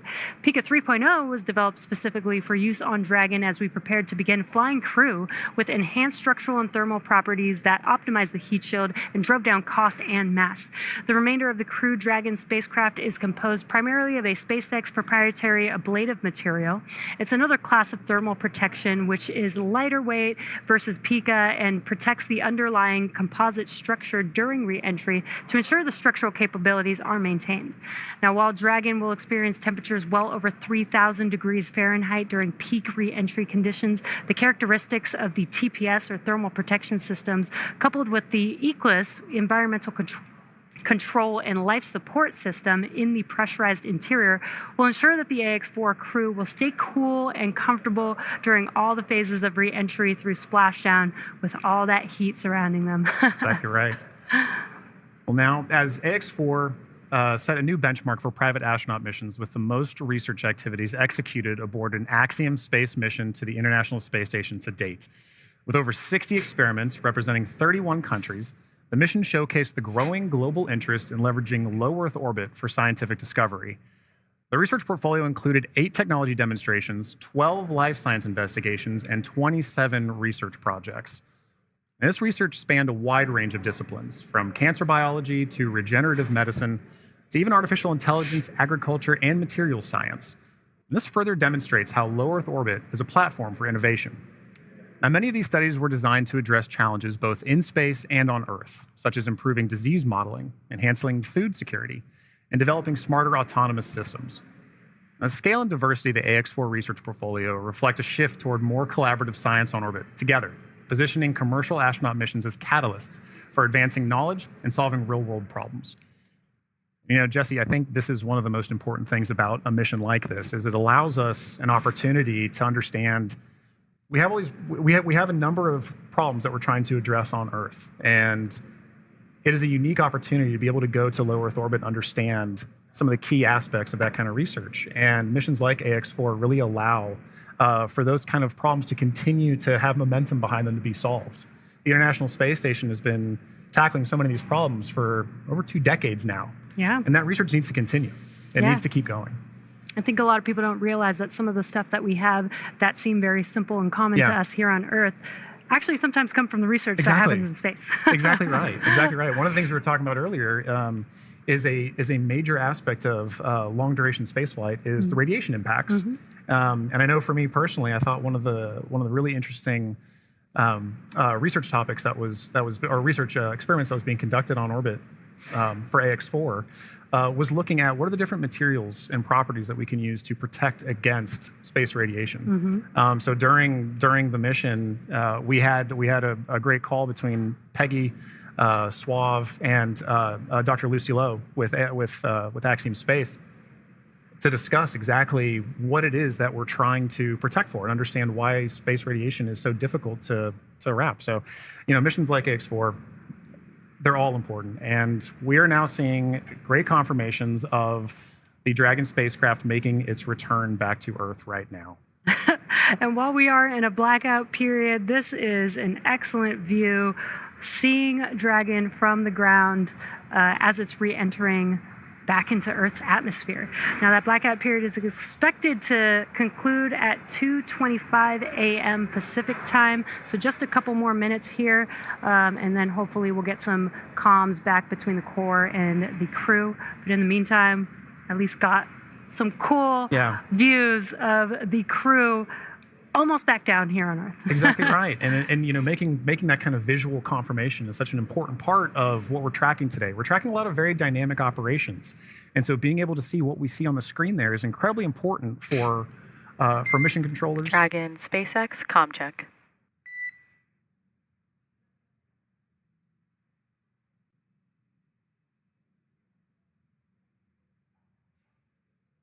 Again, we may not hear the crew until they do get those comms back, that acquisition of signal. Dragon, SpaceX, comm check.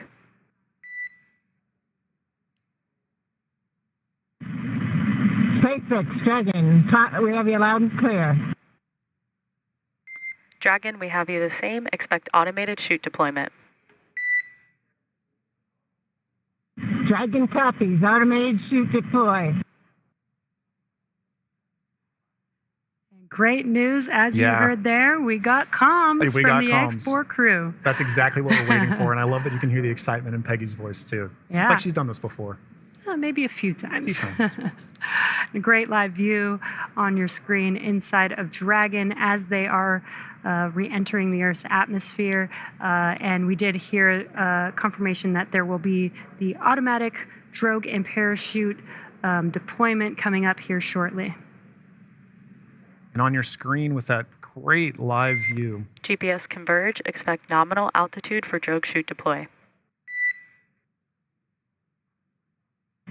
Copy. Nominal GPS chute deploy. And we're going to hear a lot of comms back and forth throughout these last 5 minutes here as the Corps will be calling out their altitude as they're making their way down, as well as when the drogue parachutes deploy and the main parachutes deploy. And then as they get closer and closer to Earth, just keeping the crew updated with how close they are before splashdown so that they can expect that splashdown. Exactly right. Exactly right. And those are the things that crew that you're seeing there on the left side of your screen are following along with their onboard telemetry. And for you at home as well, you can see on your screens as well, things like vehicle speed, vehicle altitude. All those are really important metrics that we're trying to understand as part of the visual confirmations, the audio communications or the verbal communications that we've gotten with crew. We're also getting vehicle communications and telemetry to all understand how we're looking as we lead up to these next 4 minutes before. And there you can see on your screen, the seats are rotating for the crew. This prepares them for that splashdown, so they do brace for drogue window. They do reorient the crew depending on the dynamic events that are happening, so the crew does lean back during re-entry. Crew is braced.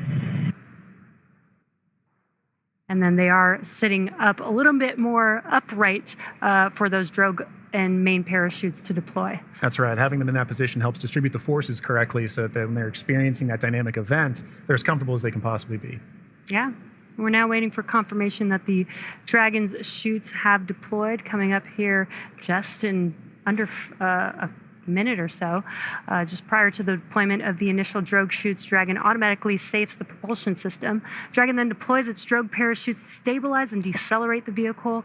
Then just before drogue deployment, seats automatically rotate to 26 degrees, which we just saw there, to keep the crew within acceptable G limits for entry and landing. And excellent view. Great view. Drogue parachutes are deployed.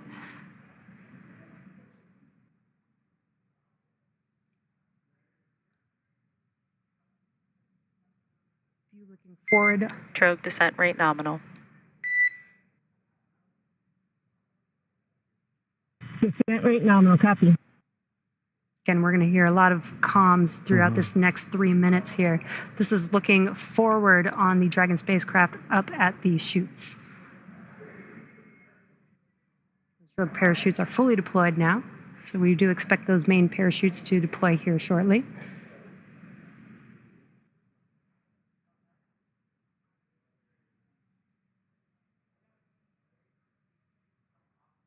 If you're just joining us, we have now confirmed that the AX4 crew on their return home is roughly 2.5 minutes out from splashdown, and our main chutes have deployed. Main chute descent rate nominal. Copy. Main chute descent rate nominal, 1,000 meters for Dragon. We copy 1,000 meters. Great visual confirmation as well as those comms that the 4 main parachutes have deployed. Again, we are going to be slowing down the vehicle from 350 miles per hour all the way down to just about 15, 16 miles per hour by the time that the vehicle touches down and splashes down into the ocean. Exactly right. You know, you mentioned these beautiful visual confirmations that we're getting. You know, an important aspect of today's specific splashdown is that it's occurring at night. That's Dragon 800. Copy 800 meters.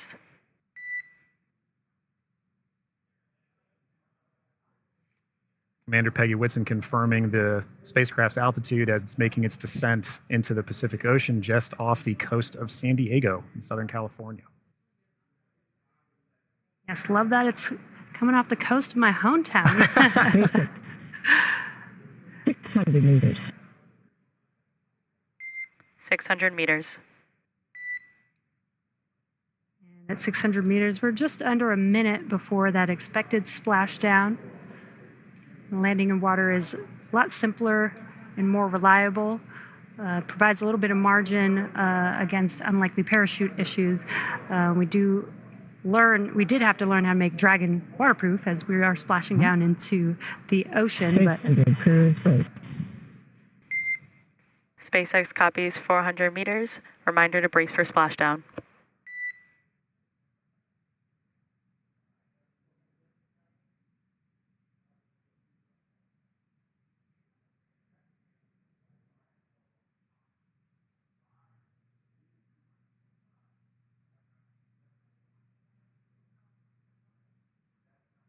oh, that's a pretty cool view. Yeah. That's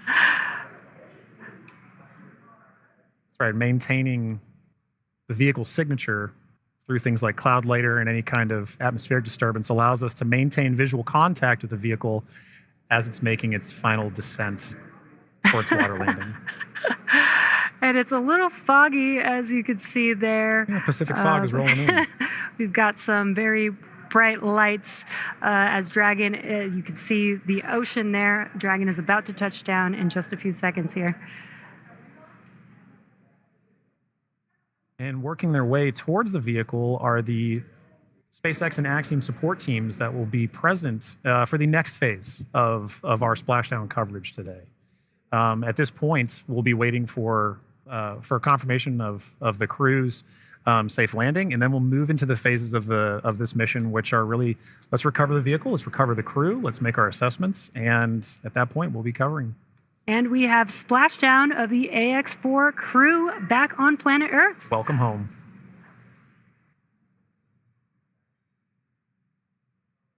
SpaceX Dragon splashdown. We are in Stable 1. SpaceX copies splashdown and Stable 1. On behalf of SpaceX, welcome home.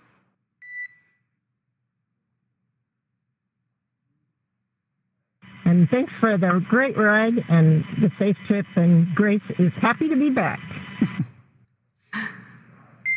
We are happy to have you back home safely as well.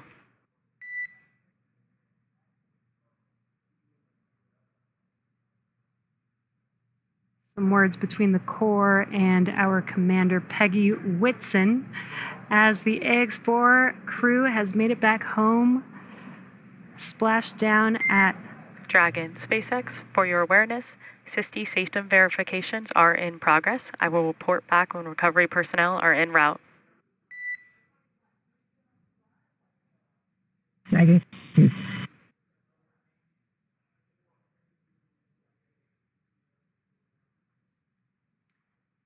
Yeah, so now you can see a couple fast boats are going to be approaching the Dragon spacecraft. They're going to start with making sure that the spacecraft is safe. They're going to do some sniff checks. They're going to pick up those main parachutes. As Dragon splashed down, the chutes were immediately cut to make sure there's no safety issues there. So we'll pick up those main parachutes up.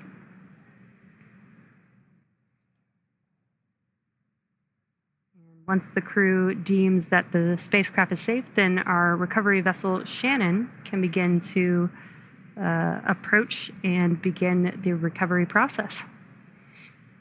So we are now eagerly waiting on recovery of our Dragon spacecraft with the AX-4 crew. Dragon has already autonomously completed several steps to save itself following splashdown. So for those of you just joining us, the return of AX-4 has gone smoothly so far, and we just got great confirmation that crew has splashed down. So Dragon successfully re-entered the Earth's atmosphere, followed by deployment of its parachutes to slow the spacecraft down to a gentle 15 miles per hour. And at that point, they successfully splashed down in the Pacific Ocean at 2:31 a.m. Pacific time, off the coast of Southern California. So at this point, like you mentioned, Jesse, we are just waiting for Dragon's recovery of that from Shannon. Yeah, upon detection of landing, Dragon automatically releases the main parachutes to prevent wind from pulling the spacecraft.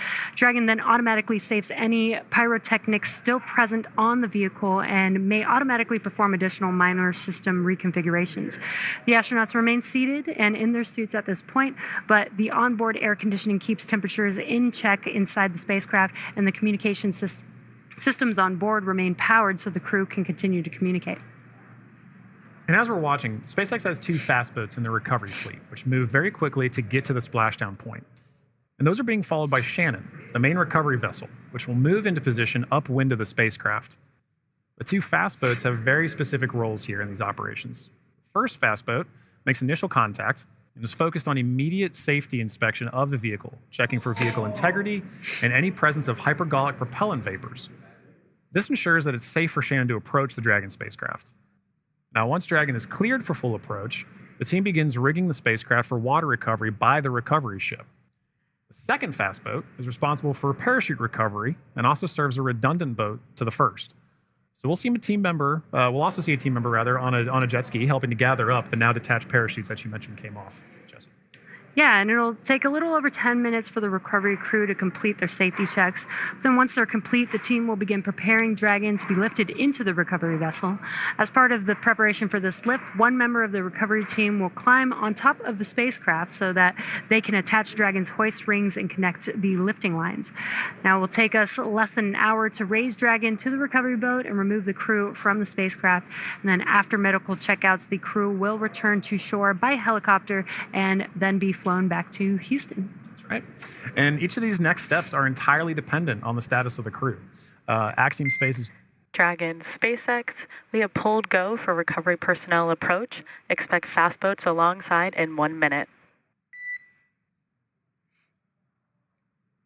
Dragon copies. We'll be waiting.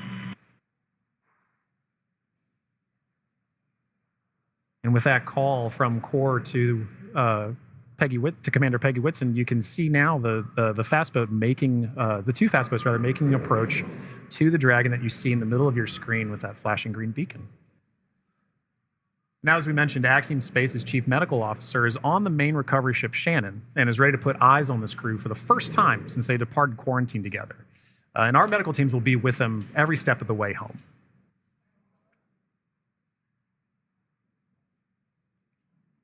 It is nighttime, so we do have this infrared camera to help us see a little bit more clearly. That's the Dragon spacecraft in the middle of your screen there.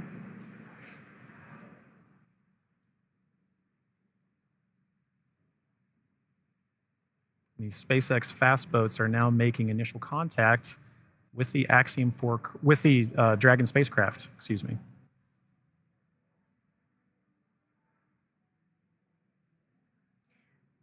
You can also see the red and green lights on Dragon, just similar to starboard and port on a ship. We have that for nights like this where it's a little bit harder to see the orientation of the vehicle, so those red and green lights help us understand which side of the vehicle and orientation that we are approaching.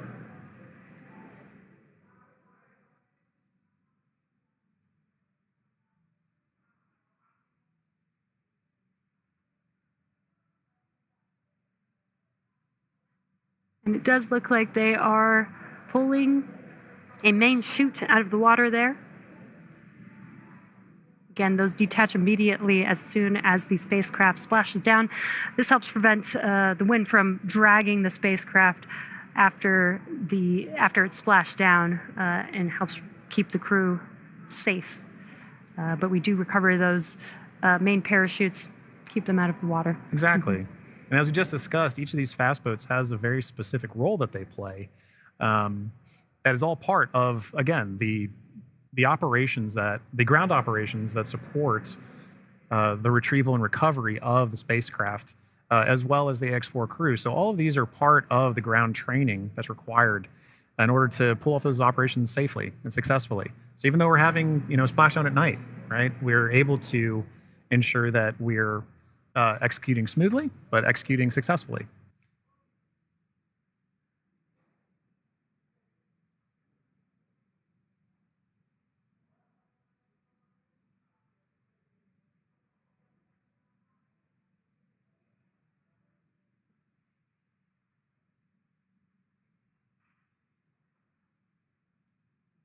We're now looking at some additional views that we're getting in of the fast boats making their contact with the Dragon spacecraft. And we should be seeing a crew member actually climb on board the spacecraft, Yep. do some final safety checks, and then help begin setting up the rigging for the spacecraft to be lifted out of the water. That's right. It's all part of a coordination, a choreography of events, right? Getting from spacecraft is in the water. What are the next few steps that have to occur before we can get Dragon onto the recovery vessel Shannon? And this is a very key moment in that. Yeah, and right now you can see them doing the sniffs, making sure that there's no hazardous gas or chemicals around the vehicle and that it's safe for the team to actually approach and climb onto the spacecraft. And as always, the recovery crew is wearing the PPE necessary to perform these operations. PPE is personal protective equipment. It's a good reminder that even in this phase of the mission, we're excited crew is home, but the job's not done yet. We're taking this time to make sure that we're operating smoothly, that we're operating safely, so that we ensure a safe return for the crew on board the vessel and back home to their families and teams. Yeah, we call conclusion of the mission when the crew egresses the spacecraft, and egress means to exit the spacecraft.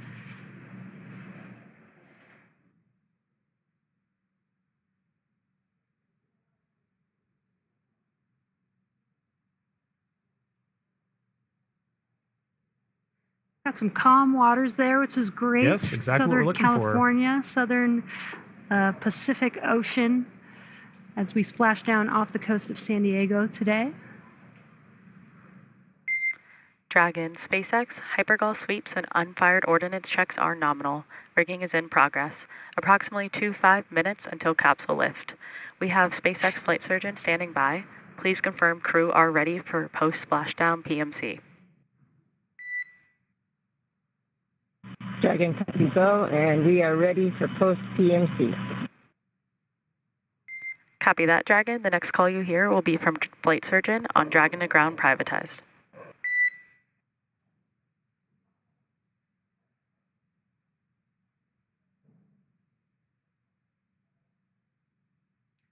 And you heard those comms. The team is going to do some medical checks. They are going to do that on a private net. And that's what those comms were, confirming that they are switching the nets that they will be communicating on. And this is just to make sure that the crew is feeling okay. Exactly right. Through all those dynamic events. While for us watching Dragon re-enter the Earth's atmosphere from afar, there's a lot going on in that spacecraft there with the crew. So just making sure that the crew is feeling good and checking in with how they're doing. Exactly. It's an important touch point for kind of reaching a key milestone on the return trip home. As just mentioned, it's a very dynamic phase of flight. And those private medical conferences, or PMCs, with a SpaceX flight surgeon really allow ground teams to be able to make an initial assessment of crew while the team is also the ground teams outside are continuing to work that rigging. They mentioned it take about 25 minutes for crew to rig and then hoist the Dragon spacecraft into the recovery vessel. So while those operations are happening, crew will also be talking with ground medical personnel just to get an understanding of, hey, how's everybody doing? How are you looking forward to it? Yeah. And they did confirm that the vehicle was safe to approach. They did some hypergol checks, and they also checked the thrusters that did not fire to make sure that there are no leaks from those thrusters. We do have Super Dracos on the vehicle in case of an abort emergency during ascent. We did not need those thrusters on this mission. And again, they are only used for the ascent portion, but we do want to make sure that throughout the mission, as the Dragon spacecraft was docked to the International Space Station for 18 days, that everything is still good and safe, again, to complete these final recovery operations.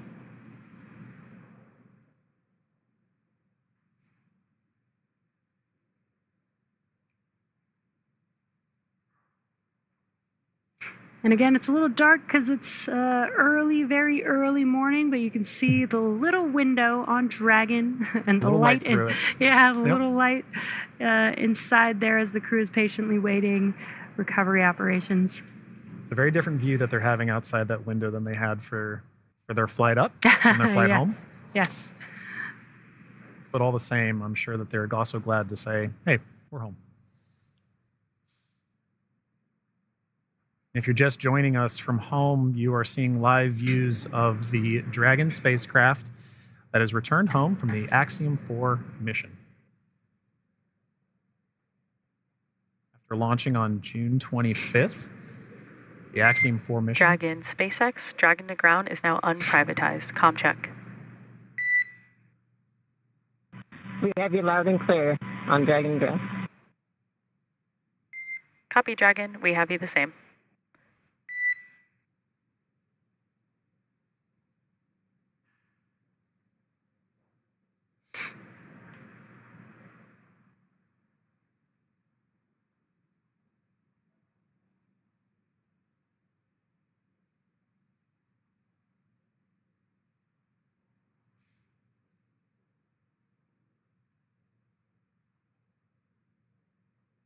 You can now see on the screen SpaceX support personnel beginning the rigging procedures to ensure that the Dragon spacecraft is rigged. SpaceX, be advised, we're going to step into transitioning the forward link.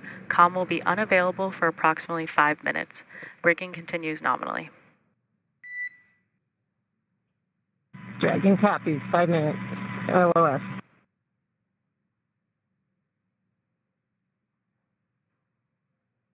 Again, the Corps just keeping the crew updated with the operations that they're performing. They won't have comms for about 5 minutes, but rigging is continuing, as we can see there, with the recovery crew member standing on top of the spacecraft. Yeah, working very important procedures for the next phase of the AX4 mission. And for those of you who've been following along since June 25th, when a Falcon 9 lifted off from Kennedy 39A, this was a pristine new Dragon. That crew had the privilege and the pleasure of naming Grace. And now that it's gone through its first mission and landed back safely in the Pacific Ocean, you can see exactly what the spacecraft goes through on its return home, but very much a sign of a successful mission.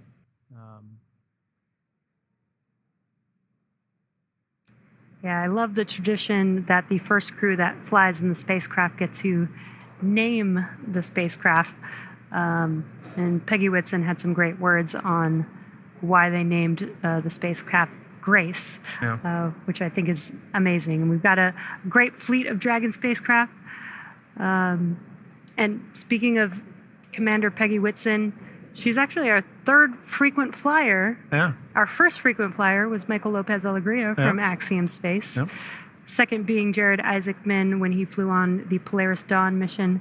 And now Peggy Whitson flying for a second time on a Dragon spacecraft.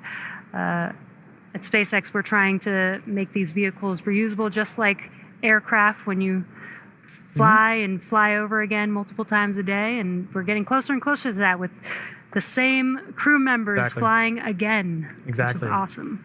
And it's important to note, right, that kind of mission-to-mission lineage, right, allows crew members like Peggy Whitson, like Michael Lopez Alegria, to better help inform the next crews that are coming with them, right? The more familiarity that you get with the vehicle, the better equipped you are on your mission. And I, as a personal Peggy super fan, I cannot imagine a more fitting astronaut to be able to give a name to a new vehicle.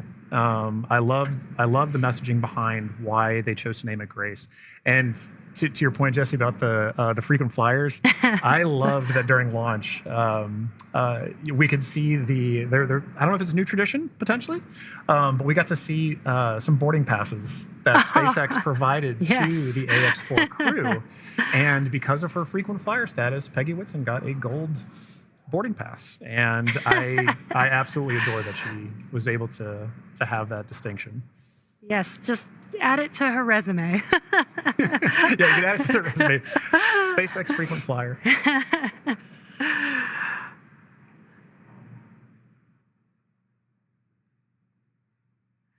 Yeah, I love the boarding passes. Again, always trying to make it as common as aircraft, planes that we fly on every single day. Exactly. And we're still just in the beginning, but I feel like we've made a lot of progress in the last 5 years, and we still have a lot of new things, new missions, and improvements that we want to make to, future spacecraft and launch vehicles. So I'm excited for the future. I really Exactly do right. believe that we could get to aircraft, plane, regular flight, Yeah. multiple flights a day within our future. I think we can. And human spaceflight is it's a team sport, and it is something that you are always learning from. No matter how commonplace any of these missions get, right?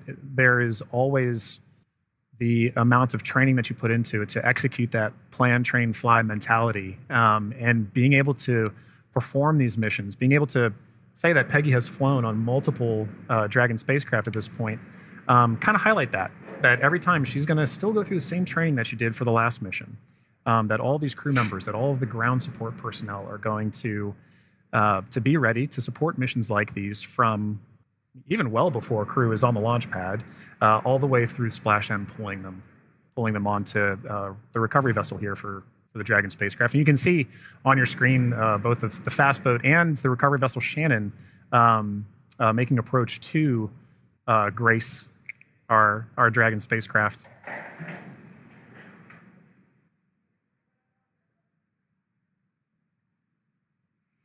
There you could see what we call the Dragon nest.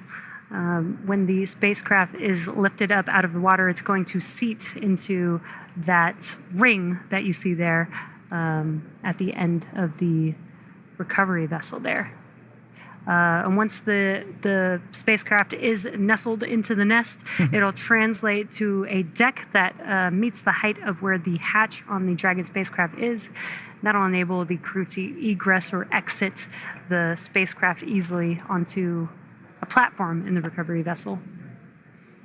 And talking about the crew, Jesse, we've mentioned this idea of this kind of understanding the aspects of spaceflight, as mentioned earlier, being able to do STEM engagement on the mission, but also being able to spend time and honestly, your crew commander being somebody like Peggy Whitson, for Shooks and Suave and Tibor to be able to take that knowledge back to their respective space agencies and to their countries is a huge step forward for what you just mentioned earlier about making sure that that human spaceflight as a team sport continues for everybody to understand what's going on, because now Shooks and Suave and Tibor have a very important distinction, and they now have a very unique perspective on what it takes for a human spaceflight mission to occur. as first time astronauts, they're going to take back all that knowledge from their time on the International Space Station and be able to make huge impacts with their space agencies and their countries. Yeah, I'm sure they learned a lot from Peggy Whitson, but also the other crew members that are currently on board the International Space Station. They got to interact with so many different people with diverse skills. Exactly. And 18 days is quite a long time in space. It is. So it's a good amount of time. I believe this is the longest duration for an Axiom space mission so far. That's right. We heard a lot of those kind of sentiments shared between the AX-4 crew and the Expedition 73 crew currently on the International Space Station during their farewell ceremony, during their undocking last night. It really kind of underscored the aspect of once you're up there, once that hatch is open, it's all one team. Mm-hmm. It is. Like we keep saying, it's a team sport, but once they were in there integrating with the Expedition 73 crew, that AX-4 crew was learning so much more.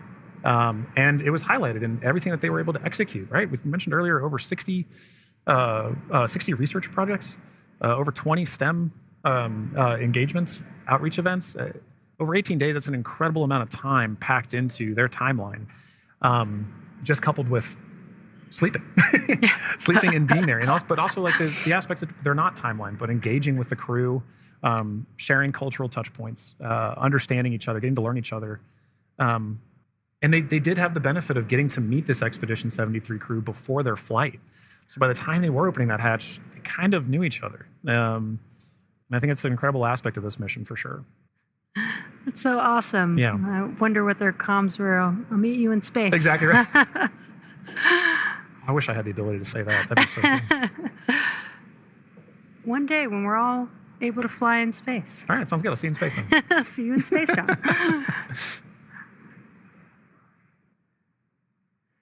Looks like we're getting closer. They are pulling the spacecraft towards the recovery vessel. Looks like we're rigged up, and you can see the hydraulic lift moving forward and down. And then it will begin to lift the spacecraft out of the water and again into that Dragon nest that you see there on the recovery vessel.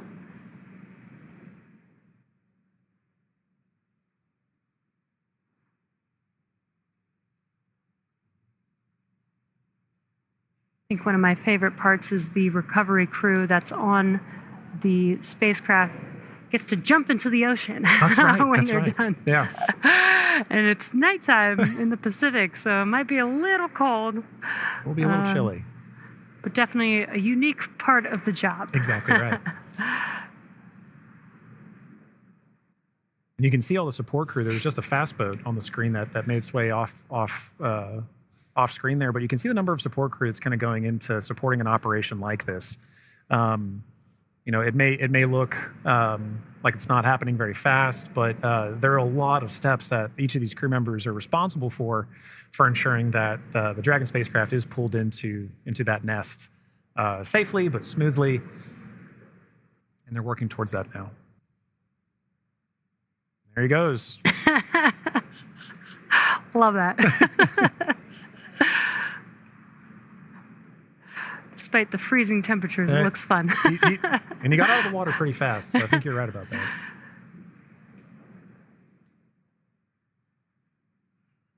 All right. Looks like lift is about to begin.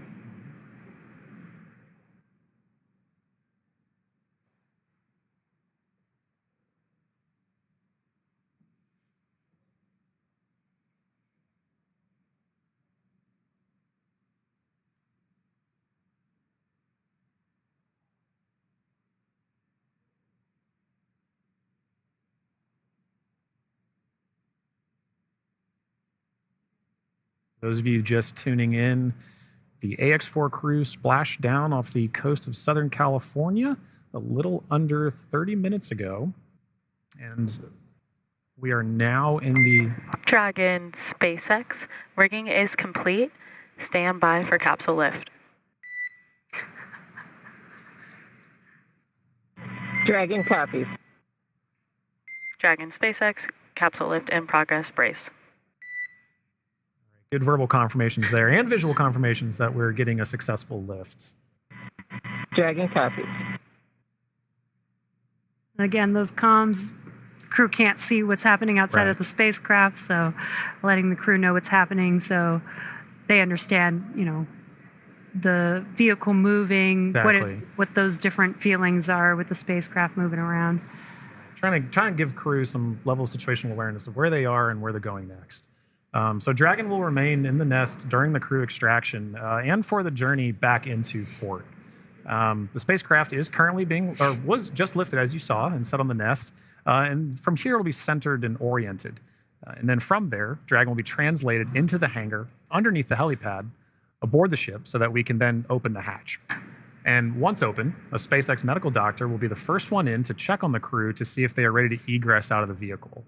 And as we noted earlier, Axiom medical teams are also on the recovery vessel working in tandem with SpaceX staff to assess and assist the crew. The astronauts will egress, or what we call exit, from Dragon's side hatch, pending spacecraft orientation in the water. Before opening the hatch, the spacecraft's cabin pressure must be equalized with the outside environment. Now, once the hatch is opened, that will be the Axiom 4 crew's first breath of fresh air since boarding Falcon 9 at the start of their mission on